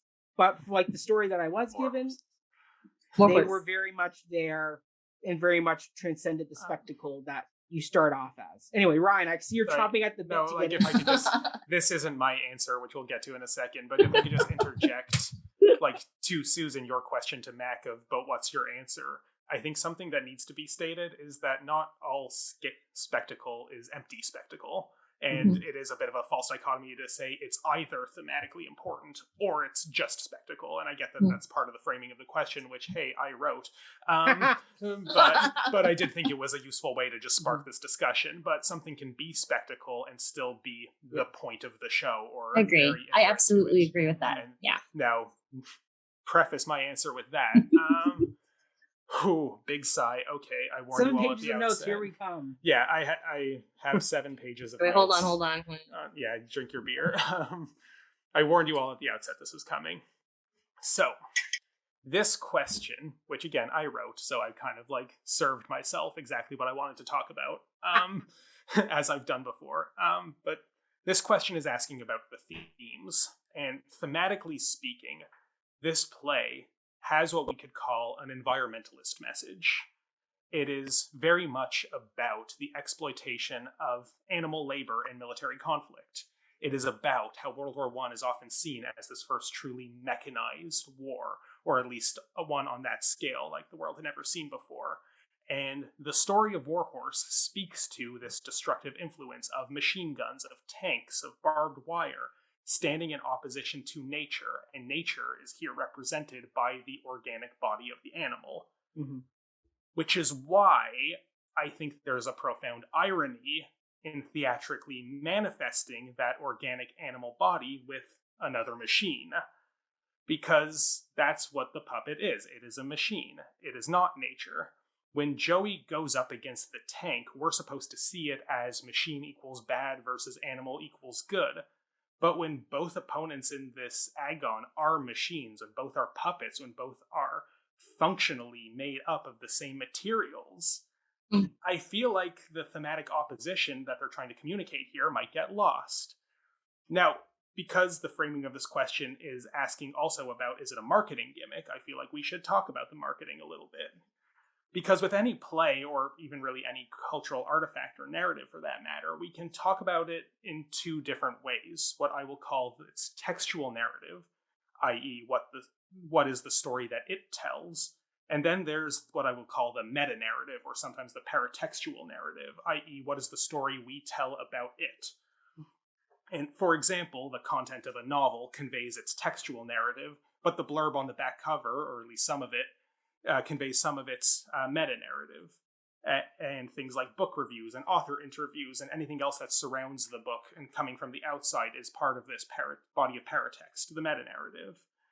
And the latter, this paratextual body of the meta-narrative, is dictated very much by marketing, or is at least driven by it. And both textual narratives and meta-narratives can communicate themes, but in the case of Warhorse, specifically the play, there is a stark thematic dissonance between the two. The textual narrative is saying animals are better than machines, while the meta-narrative, by fetishizing this mechanical body of the puppet, is saying, isn't this machine amazing? And it makes it hard to even integrate the play's ecological message into discussions of it without contradicting ourselves by burying it in all the praise for the puppetry, as I've already done by answering the first question and all the previous questions with very high praise for the puppetry. Now, to be clear, I'm not suggesting that they should have used a real horse on stage, and that would itself come at the cost of another type of thematic dissonance, especially with the exploitation of animal labor. But to tie it back to the marketing, in my research on this play, I've traced the development of its promotional material, which reveals something interesting, that over time, the puppet became more and more prominent in the marketing. To use just one very important example, the poster that developed over the course of the various runs of the show. The earliest posters did not even include the puppet at all. It was a close-up on an actual horse's face in the background with the silhouetted, with the silhouetted soldiers marching in the foreground. That was the first poster that anybody saw for this play. In the next iteration of the poster, the soldiers were gone from the foreground. The image of the real horse was still there in the background, but in front of it was the puppet of Joey running with Albert riding on his back. Mm-hmm. Then, by the time we get to it being promoted for the NT Live release of this Pro Shot in 2014, the main images being used are just the actual puppets of Joey and Topthorn. The only images of actual humans that we see are the puppeteers themselves. We don't even have the human characters. And the actual horse that we've seen in the previous versions of the poster are removed altogether. So what we're seeing is the play's marketing de-emphasizing the actual horse of the textual narrative that the puppet is meant to represent, gradually replacing it with the meta-narrative emphasis on how extraordinary the puppets themselves are. Now, to bring a kind of interesting, funny side example of something we might compare this to, I don't know if any of you saw the recent trilogy of Planet of the Apes films, starring Andy Serkis as a motion capture version of the monkey Caesar. Yeah. But ape, he's not a monkey, he's an ape. Oh, ape. Yes. Well, we could kind of compare this to this dissonance that's happening between the themes of the textual narrative versus the promotional body of the meta-narrative. Because that's another story that has a very environmental emphasis of animals good, science bad, and technology bad in this way. And especially in the second film, when the ape Koba starts to be corrupted by human machine guns and weapons, and it is representing this fall of the serene nature that we see at the beginning of the film to man-made human technological influences. But the marketing of the film, partly because it was trying very, very hard to get Andy Serkis nominated for an Oscar, went to great lengths to emphasize not the nature of the animals that's being represented, but the CGI motion capture technology that was being used to manifest it. And as a result, it's very similar to this animal good, machine bad dichotomy that the themes of Warhorse are telling, but the marketing apparatus being very focused on, hey, isn't technology the best? So I thought that was a bit of an interesting side comparison to draw here. But based on everything I've said, I think we also need to talk about, and I foreshadowed this a little bit, Steven Spielberg's 2011 film adaptation, which, as most of us probably know, did use real horses instead of puppets. So it's a lot closer to, instead of having a technological machine represent the thing that's supposed to be the antithesis of the machine, we do have the organic body of the animal. So how did this handle it differently? Well, and it seems like an obvious choice, right? Because puppets work brilliantly in the symbolic realm of theater, but would be kind of silly in the cinematic realm of photorealism. Mm-hmm. However, many people have criticized the film for over-literalizing the story, that by removing the puppets, i.e. the main selling point of the stage show, Spielberg completely neutered its magic. And I find it's hard to disagree with that argument, as I do believe that the stage version is more impactful as an aesthetic experience than the film is. I like this film too, but it doesn't really compare to the stage show. However, the film's use of real horses does at least partly resolve the thematic dissonance that I've already noted. The horse is an organic animal body that can meaningfully stand in thematic opposition to the mechanical tank in that climactic scene. Now, there is still a counter-argument to be made about animal training being its own type of puppetry, subject to the manipulation of human operators just off-screen. And I've quoted this a lot, but Bert States in his very seminal book in Theater Theory, Great Reckonings in Little Rooms on the Phenomenology of Theater, talks about how we feel this strange confrontation with the real whenever we see, at least in theater, actual animals on stage, because that is someone who is functionally playing a character but does not realize they are acting, and anything can go wrong at any time, and we feel this tension whenever we see it. And we could say the same is true in the film, but because of the trappings of filmic cinematography and editing, we know that it is contained, and anything that, isn't safe will have been cut out of the final shot, whereas we don't have that security in theater. But to kind of just round some of this off a bit, there's an article that was published in Theater Journal in 2013. That's volume 65, issue number 3, page 373 to 393 for anyone following along at home. The article is authored by Jennifer Parker Starbuck, who is a very prominent theater scholar. And the title of the article is Animal Ontologies and Media Representation, Robotics, Puppets, and the Reel of Warhorse. And she makes a lot of interesting arguments about the film, most of which I don't personally find very compelling, but I think it's interesting the discussion she's bringing forward. One of her arguments is that she says that the film hollowly attempts to capitalize on the star power of having real horses. And as I've already demonstrated by showing this ascent of the prominence of the puppet in the marketing of the stage show, I would argue that the opposite is true, that the real horses are what people took issue with in the film, and that it's the puppet that has the star power, whereas Parker Starbucks was arguing that the film was saying, say goodbye to the puppet, we have real horses now, isn't that the celebrity you want to see? And I think that's just categorically untrue if we're comparing these two works. But she also critiques the film's critiques the way that the film needs to undercut its own commitment to realism by using technological alternatives in two key scenes. One of them is that the film uses CGI in the scene where Joey heroically leaps over the tank. And the second is that it uses an animatronic horse head in the scene when Joey gets tangled in barbed wire. So she's making the argument that, they wanted to have the star power of the real horse, but they couldn't even commit to that because they had to find these technological cheats later on. But what I would argue is that the difference between these moments and what I've already described about the puppetry in the stage show is that these are measures that are taken for the explicit safety of the equine performer, not drawing meta-narrative attention to themselves as the puppet technology does on stage. At no moment do we watch these scenes, which hide their seams of CGI and animatronics very well, do we think, oh, what remarkable technology is being presented to us, but we are just allowed to remain within the fiction and treat the horse on its own terms. Almost done. All of that being said... You sure? wait, hold on. Yeah. I do not retract my praise for the puppetry from earlier in this panel. For all of my analysis and its thematic problematics, I don't think it was necessarily the wrong choice for this production, nor do I think adapting Warhorse for this stage was a mistake on these grounds. It's certainly spectacle, but as I've already said, it's not empty spectacle. It is overemphasizing the marketing, but that doesn't automatically make it a marketing gimmick, if it is in fact, as Mac has argued, the point of the show. At the end of the day, this is the show they wanted to make, and what they made is a beautiful work of art. Great art can contain jumbled messages or ideological inconsistencies, and from where I'm sitting, that's half the fun. Thank you. T.A. Ryan, bravo. Tell us how you really feel. That's how I really feel. I know, Ryan, you're still very vague. Can I just make a comment from your treatise?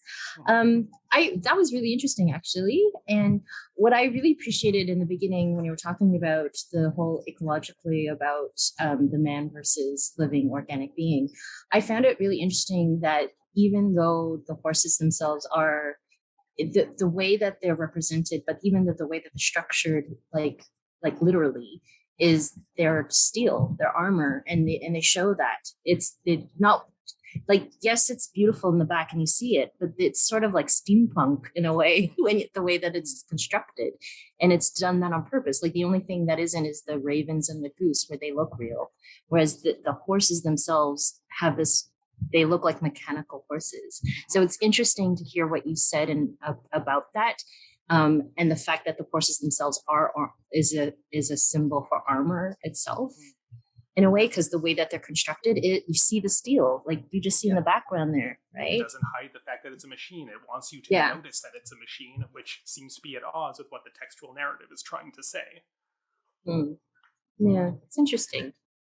I don't know, Montana, did you see the movie? I didn't see it. No. Or I never saw the movie either. I saw it because it was nominated for Best Picture. So during my annual Best Picture watch-a-thon to get ready for the Oscars, I did watch that. I mean, it was nominated, I think, for 7 Oscars. Quite a few, but it didn't win any that year. But, do you agree with Ryan then?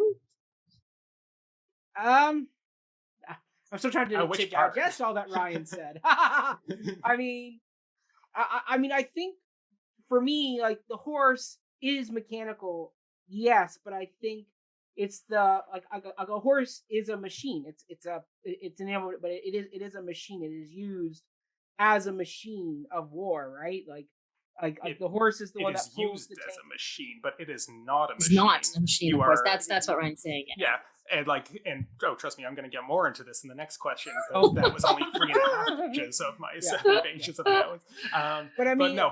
There is this idea of what Foucault called the docile body, of how this kind of perfect subject, he's talking under capitalism, but it is kind of just related to military here in particular, is that the horse is this perfect compliant being that is strong enough to carry weight, but not cognitively functional enough to question orders, and you can't be trained in this way.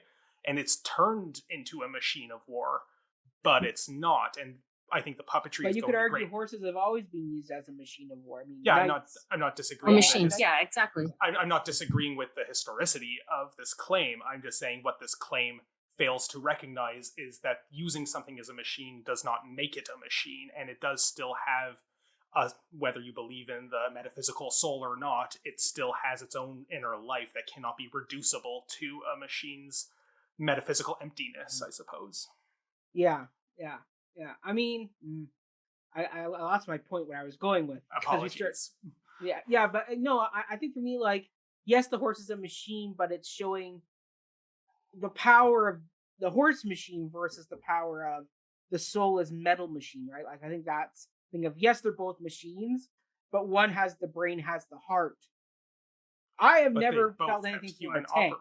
They both have human operators as puppets, though. They're both being controlled. Yeah, we can't argue that one has more soul. The other, at least, how they're being like literally embodied on this stage, is my point.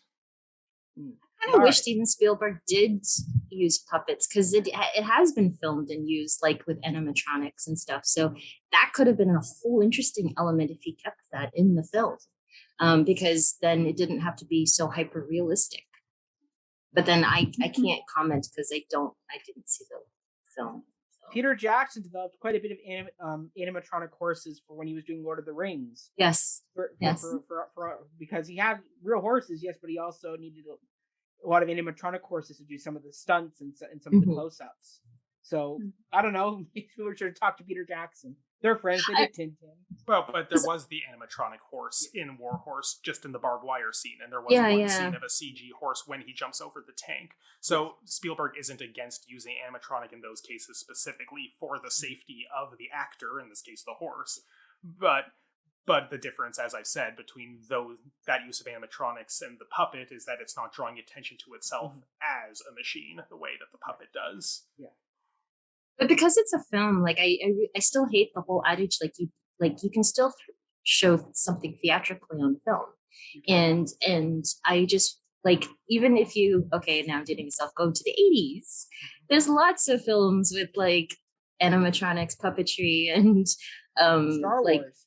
and using of models, and it's okay that it's seen to be used as models. Like maybe it would have been interesting to use these actual puppets in a film version, because then it could have been interesting to see how the puppet is being manipulated through film. Essentially what we've got through this pro shot, but when you make a That's proper true.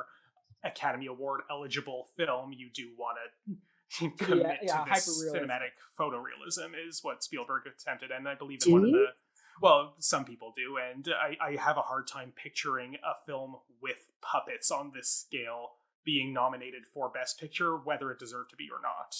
And I think Spielberg did comment on this in one of the DVD bonus features, which I don't remember the exact quote and don't have it written down in any of my notes, so I will refrain from commenting. You don't have a Spielberg quote in there, Ryan? I do have a Tom Hiddleston quote coming up, which I did remember and have written Tom down. Hiddleston. Yeah, he was in the film. He played Captain Nichols in the film version. That's right, he did. Oh my goodness, yes, he did. Loki? Loki. Yeah, that's right. Okay, well, I mean, all right, let's get to the next question, because I know Ryan's got more to say. So let's continue with the Ryan. I finished his essay. Yeah. All right, so the next question is, the 1982 novel for which this play is adapted is narrated from the first-person perspective of Joey himself. Do you feel that the decision to remove the titular War Horse's narration helped or hindered this dramatization? Susan, I'll let you start this one. Okay. You may or may not disagree with me. It's okay. I thought it hindered the actual production because Montana, and we said this several times now within this panel, I agree with Montana. I really wish that the story was more centered around Joey and Joey's arc, even though you painted a beautiful arc, Mac, but those were all cut in between. It wasn't a flowing cinematic thing of the story. It was vignettes of that story. And it was cut up in scenes and thrown with human stuff in between. And so that's why I didn't feel it round. Like, I loved what you said about the story of Joey and how it was presented. But at the same time, how it's actually presented was not in one thematic flow. Like, it wasn't only, and if they only showed how you described it, I think I would have been more invested in this production. Because I think it turned into Albert's story, especially Ryan emphasized that in the last scene. Because then if you're going to take this dramatically and cut it down, it's like, whose story is it? Is it Joey's story? Because it for me, it was partly Joey's story, but then it became Albert's story and their relationship. And then it became like, I don't know, you may or may disagree with me on this. I felt like it wasn't really a story. I thought they were just showing me vignettes of a story in wartime. I ask on this, do you feel that having Joey the puppet narrating the story, do you feel like that would be the remedy for this lack of emphasis on the horse that you're citing here? When you mean by narrating, like actually like the character of Joey speaking? Well, yeah, like the first person narration in the novel is that it is Joey speaking to you, the reader, telling his story. Kind of like Black Beauty, the book. Like Black Beauty or... Yeah, I feel that could take away from the theatrical element of it. It's possible. It depends on how it's being directed. It depends on how it's being produced. So, because it could work. without it being without being a spectacle. Mm-hmm. And so, but however, how I mentioned earlier, I think it would have been interesting to see a full rounded story of Joey's side. I haven't read the novel. I'm going to read the novel now that you said that it's actually based on Joey's story. I'm curious to know if actually you could do it without words and the horse never has to speak or narrate, and you can do it all through action. Because like I said, it like sometimes theater doesn't have to be explained. It can be shown and presented. And because it's so visual, especially with the puppets, you can totally do that. So not all plays have to have words. It still can be as impactful and sorrowful and sad and beautiful without words, through action. So I think the production hindered. What was the question? It did hinder because I think at one point throughout the show I was asking myself, whose story is this? Because I got kind of confused in between parts. But and I'm gonna re-emphasize it. If it showed the way you said it, Mac, and just had that full arc without any of the human dialogue and scenes inside, I think it would have been a better show. Yeah, that's fair. Montana, I'll let you chime in before I chime in. Then round us out. Yeah, so I think that the lack of the horse's narrative really did hinder it. I don't know, like now, like with all this new information I know about like the whole production and how that it's like now evolved, because I didn't know that they were planning on adapting this, and then they didn't really, it seemed like, oh, we don't know what the horse puppet's going to look like, but we know it's going to be a puppet. And then eventually it grew to that spectacle. And I don't say, and I don't know, I said it kind of like passively in the past answer, but like I don't mean spectacle in like, oh, it's just spectacle, it's just that. No, I didn't mean it like that, but it is spectacle. Mm-hmm. It's great. It's a great spectacle is like kind of what I mean. But I remember whenever I read this question, I kind of wish I didn't read the questions before I watched the show, because that was all I could think of whenever I was watching it, was like, what's the horse thinking? Like, oh my God, like this is all through the eyes of the horse. And that also was what was fueling a lot of my comments even earlier, where I was like, I wish we would have saw the horse's eyes. And I wish that we would have not kind of push the horse to the side of the stage while these scenes were going on, because a lot of them were central to like a lot of the scenes were centered around, oh, this is from the point of view of this one human character, and this is what he's seeing, and this is what emotions we're supposed to be feeling through that scene, versus like if it was from the horse's point of view, not only would it have been through like oh, like this is interesting, like it's like the staging would have been different, right? The horse would have been always like watching, the horse would have been always behind, or at least hearing it, we would have seen the reactions. But also whenever you get that, like, so I haven't read the book, I don't know if I plan on reading the book, but like just from picking up it, like I wonder, like, how does this horse feel in these moments, not knowing what the political implication of everything that's going on? Because whenever you as an audience member, you're watching it and what World War I is. It's like common knowledge. You come in, you understand how, like, what's going on. You know what the Battle of Somme is. You know that, like, oh, it was like because of this one moment, and like, I don't know, just like all these tiny little tidbits you already know, but a horse doesn't. And I feel like that was what was missing, is that sense of almost innocence, and that sense of like, how does this one person, like not person, but like character, like because the horse character, like how does this one character get through these things and piece it together in his mind, even if it's like we don't know what horses think, like horses obviously have feelings, but like, do horses think? Like, I don't know. But that's the fun of it, that's the majestic part of it, that's what adds to the magic of it being a horse on stage and so realistic. Like, because that's one thing I was thinking. I was like, damn, he doesn't even know that these people who are he's now in the care of another like German speaking officers, like he doesn't know the implications of that. And I feel like that would have been so interesting to see, because suddenly they are best friends with he's best friends with Albert, and now he's gone and he sees him again. Like, that's his only Because that's not only is it the goal of, oh, Albert needs to get Joey back, Joey needs to get back to Albert. That's what he's looking for. Except now he's thrown into all these different things. It just changes it, and it's like, it almost makes me sad that he didn't get a voice, you know, because you see him go through so much. And because the artistry of the puppetry was so detailed, it could have been just translated so beautifully, you know, even if there were other people and the horse didn't say anything, even just staging it differently, I feel like you could have gotten so much more out of it. Yeah, I don't know. I feel bad for Joey as like the narrator, just because it's completely lost. So yeah, I feel like it did hinder it. So okay, I'm gonna play the contrarian again. Yeah. And then I'll tell you all why you're all wrong. Exactly. It's no right and wrong in this. Yeah, I know. No, once again, it's art. That's why I like art more than math class. This shows up to interpretation. There's no right or wrong answer here. It's just four great people having an artistic chat. Just the fact that you're wrong and not right. No, I'm joking.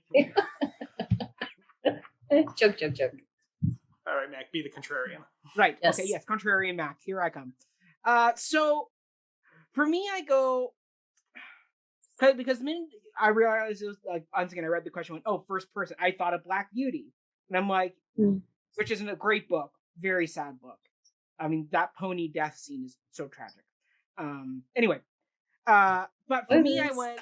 It works great on the page. Telling the story from the horse's perspective on the page is great.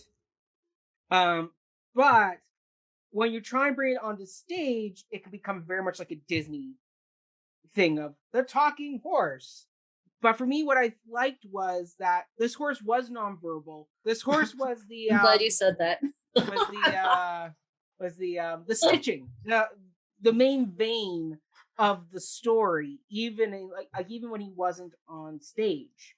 Albert's story is all about him getting back to Joey. Every scene of Albert in war is, where's my effing horse? And everybody going, stop caring about your effing horse.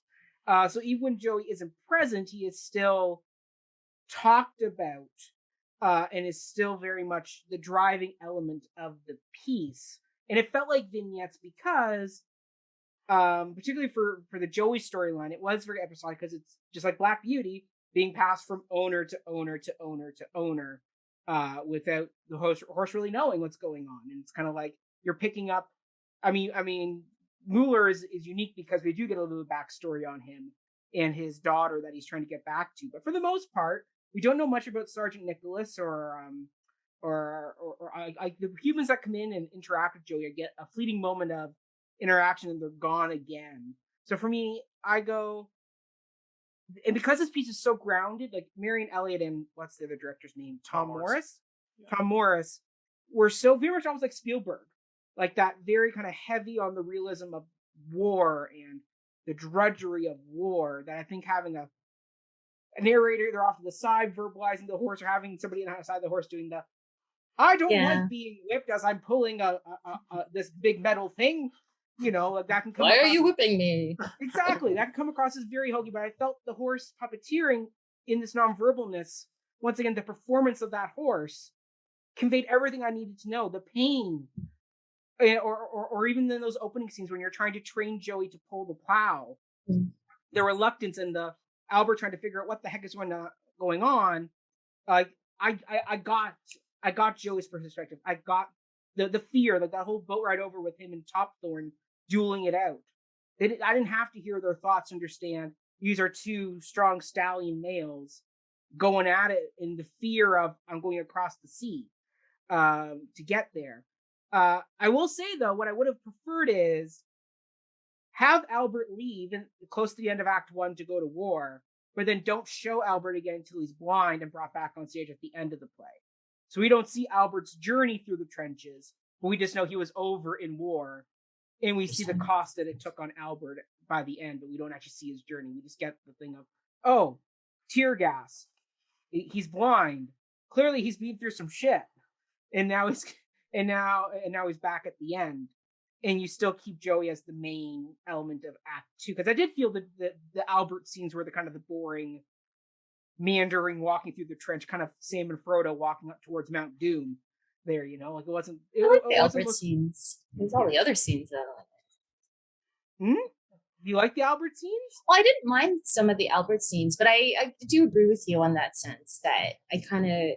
But I'm just Albert from Act 2 and have him come back at the end, and it would. But I'm just imagining that though, because would I believe that? Because I hate to go back to Hamilton. I know that you're not a big fan of it, but that's like Hamilton.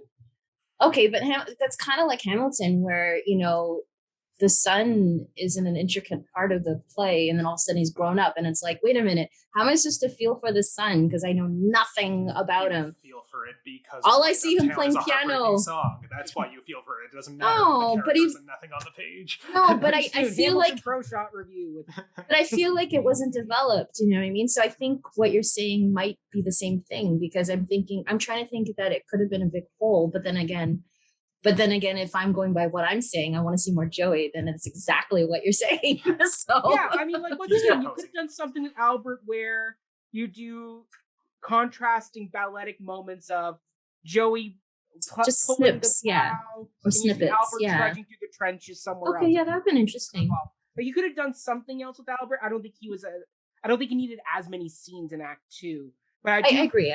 Joey is the stitching that keeps this whole story together, because it's all about either Albert getting to Joey, or it's about all these other people in war connecting with this horse and forming a strong connection. I mean, Emily is weeping because she can't find Joey. Frederick Mueller dies going in front of a tank to protect Joey at the end.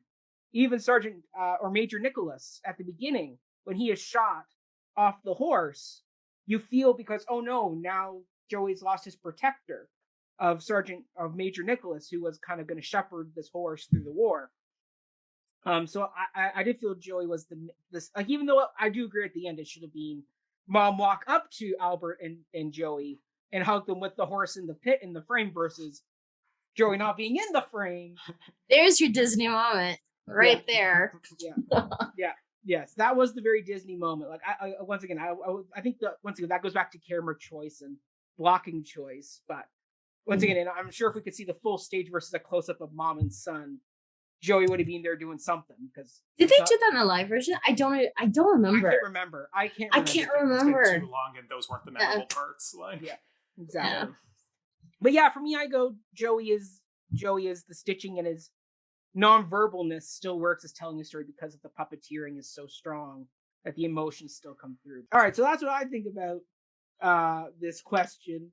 Ryan, I can see you're chomping at the bit, though, ready to give us part 2 of the Ryan lecture series. Yes. So Ryan, take it away. Give us it is definitely a part 2. I hope you all know I was being glib before when I said, and I'll tell you why you're all wrong. In fact, my answer is actually, the essence of it is that you're all actually right in your own ways, or at least from my perspective, but in different ways. And you are right that this is a part 2, because there is a big part of my analysis that I deliberately left out of the previous question so that I could address it here. In 1673, don't you love sentences that start that way? Boy, that's like Webster defines. No, but I'm serious here. In 1673, the philosopher René Descartes, best known for the adage, "I think, therefore I am," published his most famous book, Discourse on the Method. And in it, while attempting to argue in favor of the uniqueness of human subjectivity against contemporaneous strides in sophisticated machinery, he claims that what makes humans distinct is our ability to, 1, use language, and 2, exercise rational thought. He goes on to apply these 2 criteria to the distinction between humans and animals, resulting in the logical deduction that animals are more akin to machines than they are to humans, a position that has come to be known as the Cartesian beast machine. From a certain point of view, there is the entire academic discipline of animal studies can be seen as a collective refutation of Descartes, saying in one loud voice, no, animals are not machines, as we've alluded to a little bit already in the previous question. War Horse, the novel, can be seen as an attempt to give the horse its voice.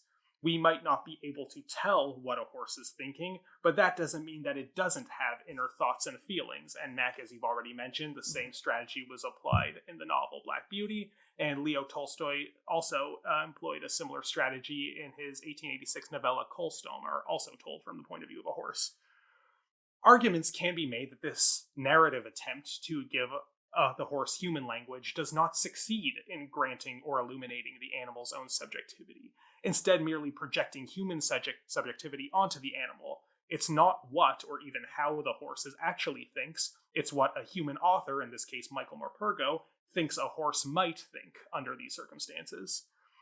That said, the stage show seems to be taking the idea of the beast machine and making it flesh by having this mechanical puppet, as I've discussed in the previous question. It's unabashedly not a real animal with its own subjectivity. It is a mechanical device controlled by human operators.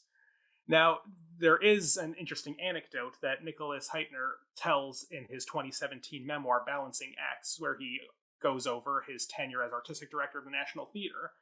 And he tells about the incident when Tom Morris first pitched the idea of a stage adaptation of this novel to him. And I will quote directly, it's a bit of a back and forth dialogue, but Nicholas Heitner asked, "Does the horse speak?" To which Tom Morris said, "No, the horse does not speak." Heitner again, "You said the book is written in the first person, as if by the horse. Do you promise he won't be Mr. Ed?" "I promise," said Tom, end quote. Now, I can understand, and this goes back to Mac, your answer, the fear of having a narrating horse on stage as potentially being silly. And the handspring puppets are anything but silly. But I can't escape the idea of how suppressing the horse's voice, depriving him of language, is a vindication of Descartes.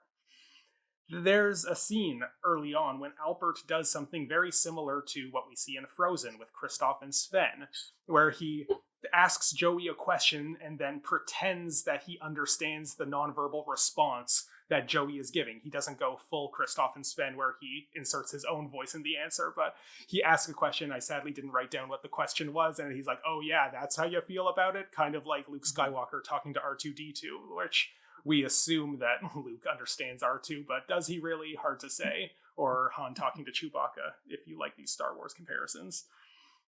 But this scene, in my mind, encapsulates the way that we aren't meant to interface with, or the way that we are, meant to interface with Joey in both play and film. We can't know what he's actually thinking, so all we can do is project our own thoughts onto his silence and develop an empathetic connection from that alone. And perhaps the puppet's movements, being a well-studied body language that clearly came from observing real horses, is the closest we can come to giving the horse its own voice.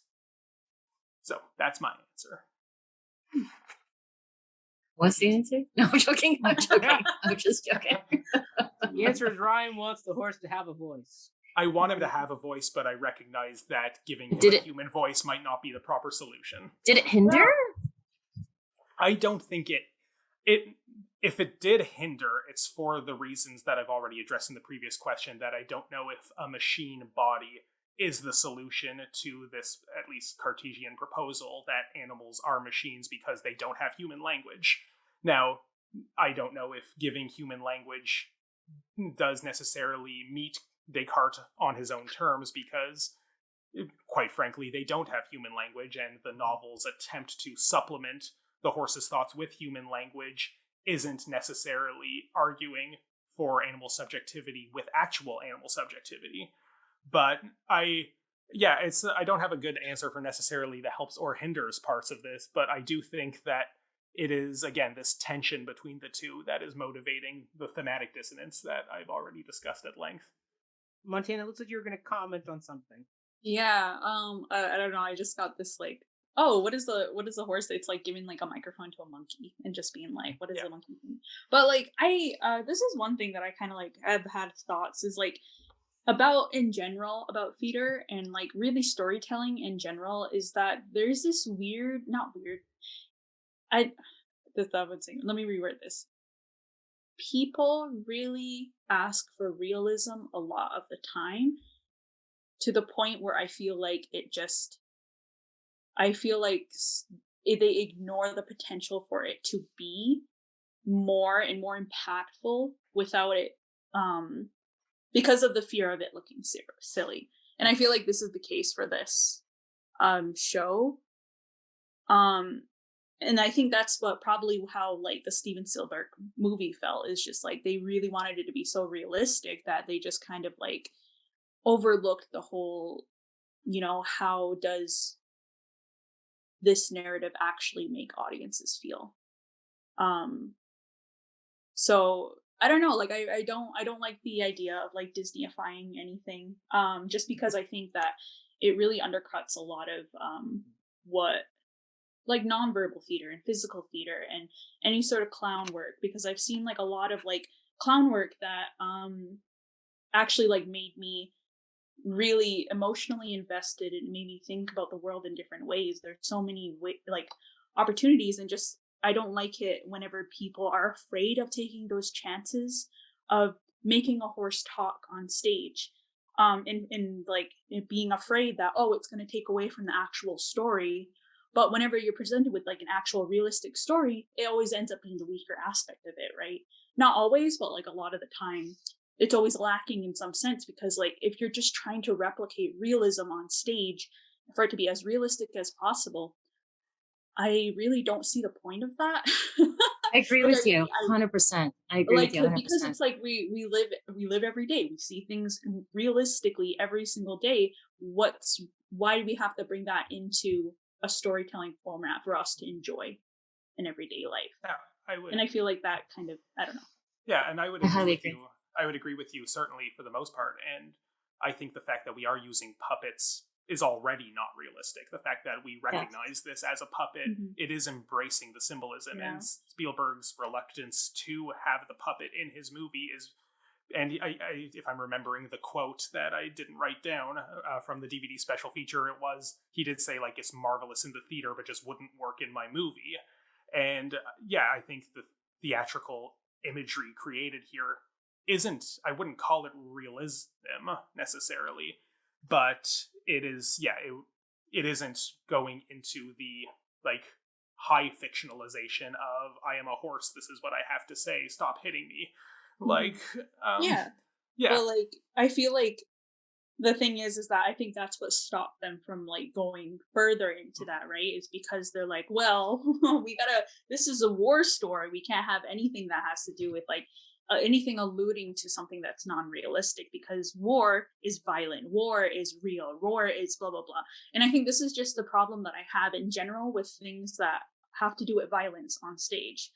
And this kind of goes into even things I talk about in like general in a lot of theater that I see, is like the need for there to be violence on stage without with it being gratuitous, and with it being like it's like this wasn't a very particular like super bloody violent show whatsoever, but it's like war stories in general, it's a very it's a very like masculine narrative for it to just kind of be focused on war and like the pain, you know what I mean? And I think that's in general a problem that I have with a lot of theater that I see, is that everybody likes to see pain on stage, and I feel like it's overdone. And I feel like with like, having the horse fucking talk, or not even talking, but like having the horse have some sort of, it could be done in, but it could be done in a way where it isn't like Disneyfied. Like it all depends on how you do it. And I think that's where context comes in too, because it depends on the type of show it is. Because some types of shows are better when it's more realistic or method acting or whatever, or some shows are better when it's more not hyper realistic. The opposite of that, abstract, really abstract, or really because it highlights the absurdity of it. You know what I mean? So, Montana, I really wish you like come to. Well, I grew. I did all my theater training in Europe, so I wish you saw the things that I've seen. And I will throw this in here a little bit, is that the 100 Years of Solitude, that book, I saw as a nonverbal movement theater piece, and it was beautiful. It was just moving pictures and no dialogue. And it was probably one of the most beautiful productions I saw. And it was done in like a warehouse style as well, with puppets. And it was just beautiful. And so it can be done, I think. Yeah, I totally, because like a few of my favorite theater pieces are dance pieces. You know what I mean? Mm-hmm. Like anything like because I feel like, and I say this as a playwright, which is really funny. Like, words can only take you so far in theater, right? Like the whole, like, I don't know. I think this just ties into like a whole other thing I have in general, but like stuff like method acting and everything like that. It's like, what point is too far, because this is supposed to be not real life. Yeah. It's supposed to be. One thing that I will just throw into this discussion, because we've talked about Disney a lot. I don't know if this was made clear, but the novel is actually targeted at young readers. It is a children's novel. And again, I think that does kind of maybe contextualize some of, like, taking that where children don't question. Of course, the horse is talking. This is like, in all of the media I consume. Yeah, in all the media I consume, animals talk. That doesn't seem strange to me. But when you turn it into this prestige piece of theater that is supposedly for all audiences, not exclusively children, I think that fear of looking silly does get amplified and motivates a lot of the choices in a way that it wouldn't if this was a TYA piece. Right. I'm glad that it isn't, though. I'm glad that it's not a children's story, because I really hate, like, I don't know, maybe I'm very generalizing here, but I hate the North American view of always associating puppetry with children's theater, because it's not.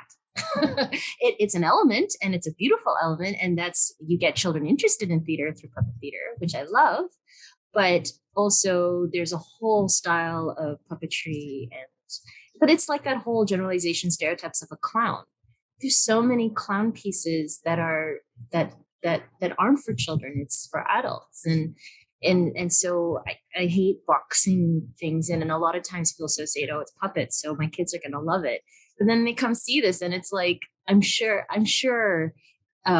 I don't remember in the audience, but I'm sure there were kids in the audience. There were. And they must have been like, because the story is really serious. Like, it's a very sad story. They kill a horse on stage. I know. And the thing is that that's what I kind of dislike about some North American audiences, where they just associate, oh, it's puppetry, it's for kids. Whereas puppetry, and if you do study it back, like, it was one of the most used pieces of disguising themselves as pieces for children, but a political propaganda piece to help spread the word of propaganda across, like, during war-torn countries. And so it was used in a really interesting way. And that's why I just get really upset when I hear, and I agree with you with Montana too. Like, I agree that I do find a lot of theater very literal. Like, I don't mind sometimes realism on stage, but it depends. Like, it depends on the type of show. But I wish we had a little bit more, like, I agree with you. I wish we had more non-literal shows here, so that people can have a taste of all kinds of different spectacles in a positive way. And they can see dance theater, because I agree with you. Some of my favorite pieces, I'm not a dance person per se, but a lot of some of my favorite theater is dance pieces as well, or physical theater without words. And I love it when they all mix together too, when you can have a story and text and physicality. Then I'm like, whoa, yay. So yeah, I agree with you on that for sure. Yeah. And another thing is, like I've seen realistic pieces, and I think, like, it also is, like, because it is national theater, and, like, it's the national theater, and it's such a huge audience too. I feel like, I feel like realistic pieces can, like, portray what they need to, but I feel like whenever the audience is that big, I feel like it loses something. And I don't know what it is. I can't put it into words. Yeah, like, because some of the reasons, because some of the reasons why some realistic pieces, like, will work for me personally is if I'm there and the actors are so close, because that distance between the audience and the play space, that in itself is like an element that is almost magical in a way, because you will never be able to see something like a situation that close, while being kind of like objective to it. Mm-hmm. You're able to kind of be objective to these emotional scenes by being that close. But I feel like you can't do that whenever it's a huge stage with, like, a 2,000 seated audience or something like that. But okay. Mm-hmm. All right, last question. That was a lot. If you thought that was a lot, let's get into the last question, which is, how does this play fit into our historical and/or pop culture perceptions of World War One? Ryan, I'll let you start this one. You ended our last few. Yeah, fans of the show will notice that this question is lifted directly from a recent episode that we did on All Is Calm, the Christmas Truce of 1914.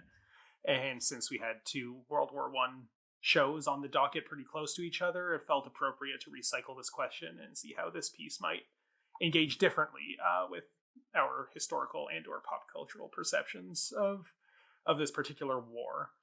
And so I have a lot of thoughts about this, of course, but I've kept it down to 1 page of notes. Oh boy! So we tend to think of World War I predominantly as a war fought in the trenches. So right off the bat, I would say Warhorse reminds us of its dimension as a cavalry war as well. And I don't feel like we see a lot of that in a lot of the media we have about this war. And based on this particular war's characteristic mechanization of combat, as I've already discussed, we can see this act of bringing a horse to a tank fight as the twilight of cavalry warfare, which finds itself no longer able to compete in this new technological landscape. Now, this does go hand in hand with the changing conceptions of honor and heroism that we also often associate with World War I, and there was quite a bit of discussion about that on the previous panel. I said this was coming. There's a quote from Tom Hiddleston, who played Captain Nichols in the film version, and this is a quote from one of the DVD special features, one that I did write down because I felt like it was more germane to the things I was writing about at the time. But he says, and perhaps this isn't the exact quote, but the essence of it is that these British cavalry officers at the time saw themselves as gentlemen first, soldiers second. And I believe I actually maybe referenced this quote in an even previous episode that we did on Deep Blue Sea when I talked about Tom Hiddleston being in the film adaptation of that side point. But the essence of this quote is essentially that there was a rude awakening for these British gentlemen cavalry officers when they arrived on the Western Front, and they realized that they were going up against very dishonorable forms of combat like they had never seen in the previous wars that they had fought. So I think that is kind of interesting of this horse as this status symbol for these types of particular soldiers, not even the horse himself. And this relationship to a certain type of class really was dismantled by the way that this war is fought. And lastly, and we've touched on this a bit in some of the previous questions, but I'll just kind of sum up my thoughts with this, is that having a horse protagonist allows us to follow a neutral figure within this conflict. And there is a lot of talk about World War I in particular that we find World War II is treated very differently, that we have Nazis, this quintessence of pure evil, and that's who we have to fight. But we often think of World War I differently as, good people and bad people on both sides. We don't even really know why we're fighting. There isn't this big ideological conflict at stake. So Joey is almost the perfect avatar for this conflict because he has no ideological leanings. He can't. He just wants to survive and maybe reconnect with Albert, if we can even ascribe that much of a motivation to him, but who even knows if that's something he personally cares about or Horse Elite cares about. We tend to talk a lot about the foot soldiers of World War I not really having a horse in the race, pun intended, and not really knowing what they're fighting about, why the young men in the next trench were their enemies. And the Christmas truce, as we've discussed in that previous episode, or, well, some of you discussed, I wasn't present, but the Christmas truce was this perfect metaphor for this neutrality that most of the soldiers felt, that they were able to just forget that they were fighting for one night and just have a nice Christmas together, and then immediately have to start fighting afterward. And I think this is no better materialized in this play than through the character of Friedrich Müller, the good German, who demonstrates this idea perfectly. At no point does Joey look at him and say, I am a British horse, therefore you are my enemy and cannot be trusted, you kraut. That's not, and perhaps similar thoughts might go through his mind if he had his narration, but right now we see in this show that Müller shows Joey compassion, and that's all that really matters to Joey. And as a neutral participant in this conflict who is put into the mechanization of war, but really, I'll say it again, doesn't have a horse in the race, even though he is the horse in the race. Okay, Montana. I see you nodding. Yeah, you make great points. Like, yeah, like, I don't know, like, initially, whenever I came to this discussion, I kind of wanted to say, like, not really, like, I just because, like, I'm That's an equally awesome answer. I just want to put that out there. I'm serious. well, just because not really in the sense of, like, is it like I don't know, I forgot what the exact wording is, but that's kind of objectively just looking back at, like, where we are right now in history, where we are, like, going, you know what I mean? Like, I feel like in a way, like, it's important to, like, have like a sense of, like, what wartime was like. However, I kind of base my answer in the way that I've just looked at it and be like, isn't there enough stories about war? And that's kind of like where my answer came from. And, like, I don't know, like, I want to see something different. But on the other hand, like, just in general, like, the puppets, again, just bring it back to the puppets. It's almost like that's the only argument you need. And, like, no, but, like, Ryan, you do bring up a lot of great points where I'm just like, no, that does make a lot of sense of why, like, like, yes. But, like, I don't know, that's a personal opinion in general, where I look back in general over the whole climate of what kind of theater we should be talking, which we should be ingesting, what's important to bring to the forefront. And I feel like right now it's not that important.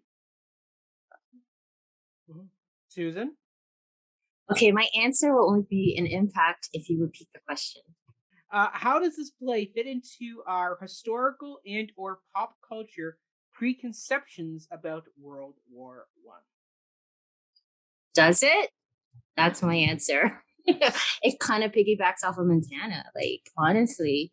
Maybe it's only because I'm not a fan of war stories. I'm not a fan of, like I agree with Montana. I think I'm not saying that there's enough war stories, but maybe presented in a separate way, because maybe we would be having a very different conversation had the actual story of War Horse been in the voice of Joey and truly been adapted from the novel, because we don't see that.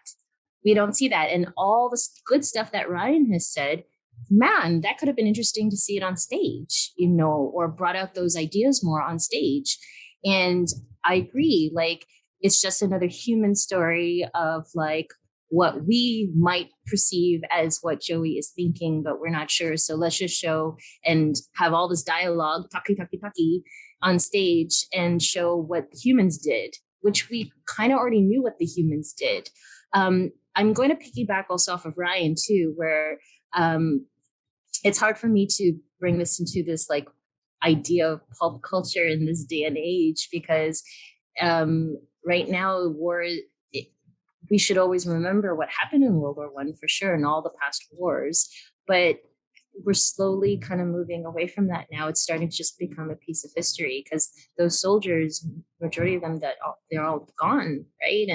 And now World War II is becoming that war, and even that war is now being questioned. I don't know if you saw the news recently, but some people truly believe that World War II did not exist.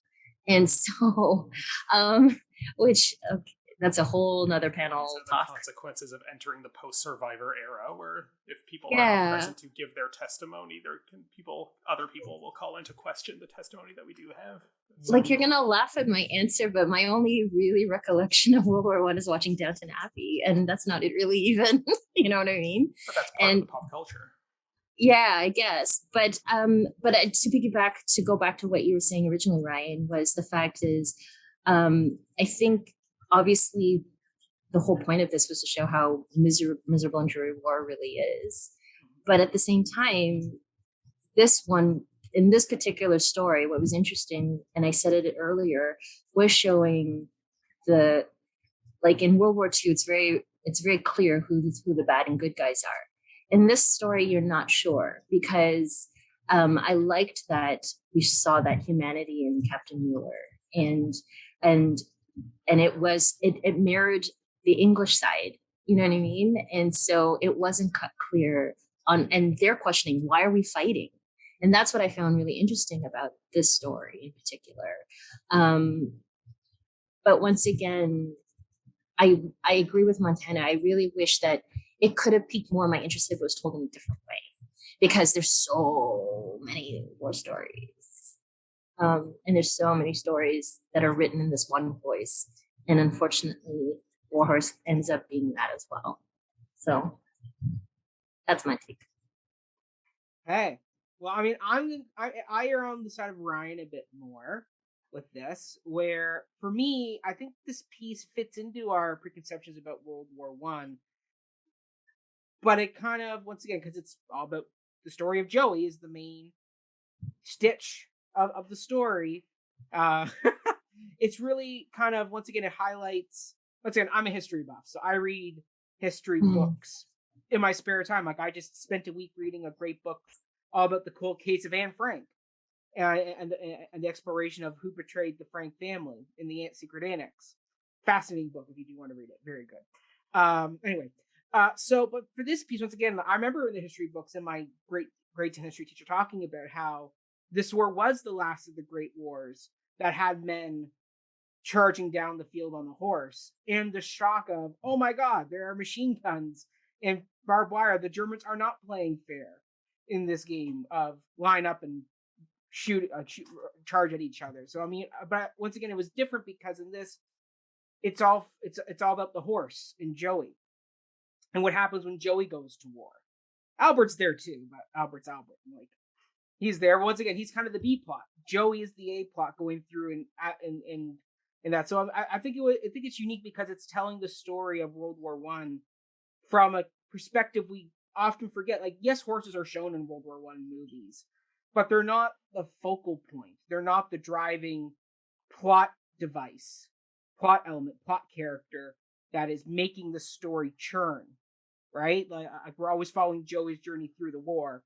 So for me, I think that's what's unique about this is that it highlights the abuse and cruel treatment of these animals and just how that element of war was very tragic. The fact that we shipped over thousands of these horses into war, full on knowing, like after the first charge of, oh shit, the Germans have machine guns, it's not going to go well for you to keep doing this. So instead, we're going to use them in a horrible way of pulling these other machines through the mud, and like it just breaks your heart. And I mean, I don't think I'd ever gotten that perspective had it not been watching Joey and his journey pulling that tank at the end of the show and almost dying for it. Like I think that's what this piece is unique in, that that's the story of World War One, but it's from a perspective of an animal and kind of what happens in the war from that perspective. I don't think I'm rambling. I don't think I'm making my point perfectly clear, but that is kind of where I'm going with that, is that I do think it has a place. Because once again, World War One is the old war, right? As Susan said, it's the old war that nobody kind of is alive to talk about. But it still had major ramifications for other wars ahead, right? Like by the time we get to World War II, because of World War One, the horses aren't used anymore in that way, right? Like the horse is gone after this war.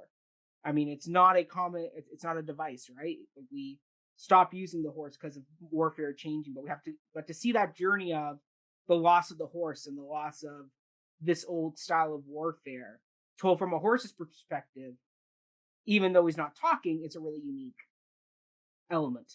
So for me, that's kind of where I landed on it. Is I do think it has a place. Is it the horse's perspective? I would say so. Once again, the horse is the stitch. The horse is the drive, right? Like the humans are there, but once again, it's all about how they relate ultimately to Joey. Albert only goes to war for Joey. After Major Nicholas dies during that first charge, it's not like we lose Joey altogether. Now we see Joey get passed off to the next group of people. He jumps the barbed wire or they try and jump the barbed wire at the end. That doesn't go well. So now Joey is brought over to the German, Mueller, and he's almost abused, but then Mueller takes him away, and they form a bond. Just you explaining it, it's all exposition. Like it's not the perspective from the horse. It's just what happens to the horse. Right. The horse is our tour guide through this walking tour of World War One, but we don't. Yeah, it's not his perspective, and that the novel provides that perspective just through the act of first-person narration. And because this is a stage show, like we have this objective God's eye view over everything we do see on stage, so we're not looking at it focalized through the horse's eyes. But it's less a matter of... That would be interesting. Yeah, and I don't even know. I feel like you would have to do that in film. I don't know how a theater version could do that. That'd have been so cool that the whole film was done through the horse's eyes. Yeah, well, Spielberg missed out on an opportunity. What a missed opportunity. Because then we could have gotten that novel. I know. I mean, that would have been interesting. Yeah, I mean, the only way you could tell the story from Joy's perspective is kind of do what Robin Williams did with that Bengal tiger play, where there really is no tiger on stage. It's just Robin Williams with a beard speaking as a tiger, or speaking as this character of the tiger, where you never actually see a tiger. What show is that? It's Bengal Tiger at the Baghdad Zoo. That's it. I've heard of it, but I don't think I've ever seen or read it. It was just at Crows here in Toronto, but it got cancelled due to Omicron. Oh, was that it got cancelled, not rescheduled? Well, no. Possibly. I don't remember. I have a feeling it will be postponed. Like probably. a lot of the shows that are being canceled now are being postponed. Like, yeah. Anyway, but once again, listen, that's a one person show, so you can't do that. But when you have to do a show about World War I, where there are going to be human people on stage and having someone not dressed as a horse, but just dressed in neutral being, I am the horse. I am Joe. That could be interesting too, without being weird. It could have been really interesting where you're not, or you don't say that you're the horse. You just act, and then in halfway you're like, oh my God, wait, that's the horse. But that person's the horse. That could be interesting. It would have been like Songman, but singing horse songs or something. Yeah, there's a wonderful... I love how you guys are just dropping plays, and I'm just like... Yeah, there's a wonderful short story, sadly not a play, but a short story. I believe it's by Italo Calvino, called Meiosis. And it is about just like zooming in on like the molecular level of the character that we're following, and then kind of slowly zooming out. And then the big plot twist reveal at the end, spoilers, is that this main character was a camel the whole time. And you couldn't have known that at the scale we were like experiencing the story at the beginning. And it's a love story too, so read it if you're interested. But wait, you gotta write it down. Wait, I gotta write it down. What's the title? It's called Meiosis by Calvino. Okay, Meiosis. This is so interesting. Anyways, just brought that in. But yes, Ryan. Yeah, Ryan. But you very succinctly sold my point of the horse is the not plot device, but it's the tour guide, tour guide of World War I. And I think that's what's unique about this, and that's how. That's a great phrase. Yeah, that's a great phrase. The horse is the horse is the episodic tour guide of these vignettes of World War I. We did it. We solved Warhorse. Yay! And on that note, thank you all so much for watching. We will leave it there for now, but before we go, we'll plug all our socials. Susan, where can people find and follow you if you want them to? If you don't, no problem. Sorry, my stuff is all private, so sorry. If you want to provide your email, we can mostly put an email in the... You might not want emails from strangers, and that's okay too. I probably wouldn't open them. So if I don't know you, then I probably wouldn't open them. So sorry. That's fair. That's fair. No Actually, if any of you want to contact me, contact one of these guys, and they'll contact me. Absolutely. Send your contact. We will happily pass the word along. Montana, where can people find and follow you? Mainly Instagram, at MontanaIsm with an underscore at the end. Great. Awesome. And Ryan, give us a classic Ryan Borochovitz. Oh, it's not as classic since Susan basically said the same thing. But yeah, I'm not very active on social media and not really one to be followed. I have an Instagram now, I guess, that I like log into maybe once a month and don't post on. So if you want, I tag you in all this stuff and you don't share it. Yeah. Honestly, I have all those things. Yeah. I just don't make it public. Yeah, it's okay. It's all private. Mine's private too, but there's literally no posts to even see if you befriend me. So I post, but it's mainly of my food and cats. So. Yeah, well, that's more than I do. So yeah, just send all your love to Cup of Hemlock Theatre. Instead, they can use your likes, shares, and subscribes more than I can. So usually I would show our logo on my mug, but I have this pole dancing unicorn instead right now. So. Wonderful. And you can find and follow me on all social media platforms at Mackenzie Horner. Just message me, say who you are, because just my accounts are private as well. But if you message me, I'll probably add you. But you can follow all my antics for musicals with Before the Downbeats, a musical podcast. We will have, if this is coming out when I think it is, we will have just released our episode all about the last 5 years. So that's like a fun two-hander that read. musical. Yeah, it's a good one. It's a good one. So definitely check that one out. We also just did Music Man. We've done Phantom. We did our reviews of West Side Story and Tick Tick Boom and Dear Evan Hansen. So check all those out as well. And other than that, everybody stay tuned for some more great artist interviews, roundtables, and reviews. We have lots more fun stuff in store for you for 2022. Thank you, Montana and Susan. And we look forward to seeing you all in the next episode. Thanks.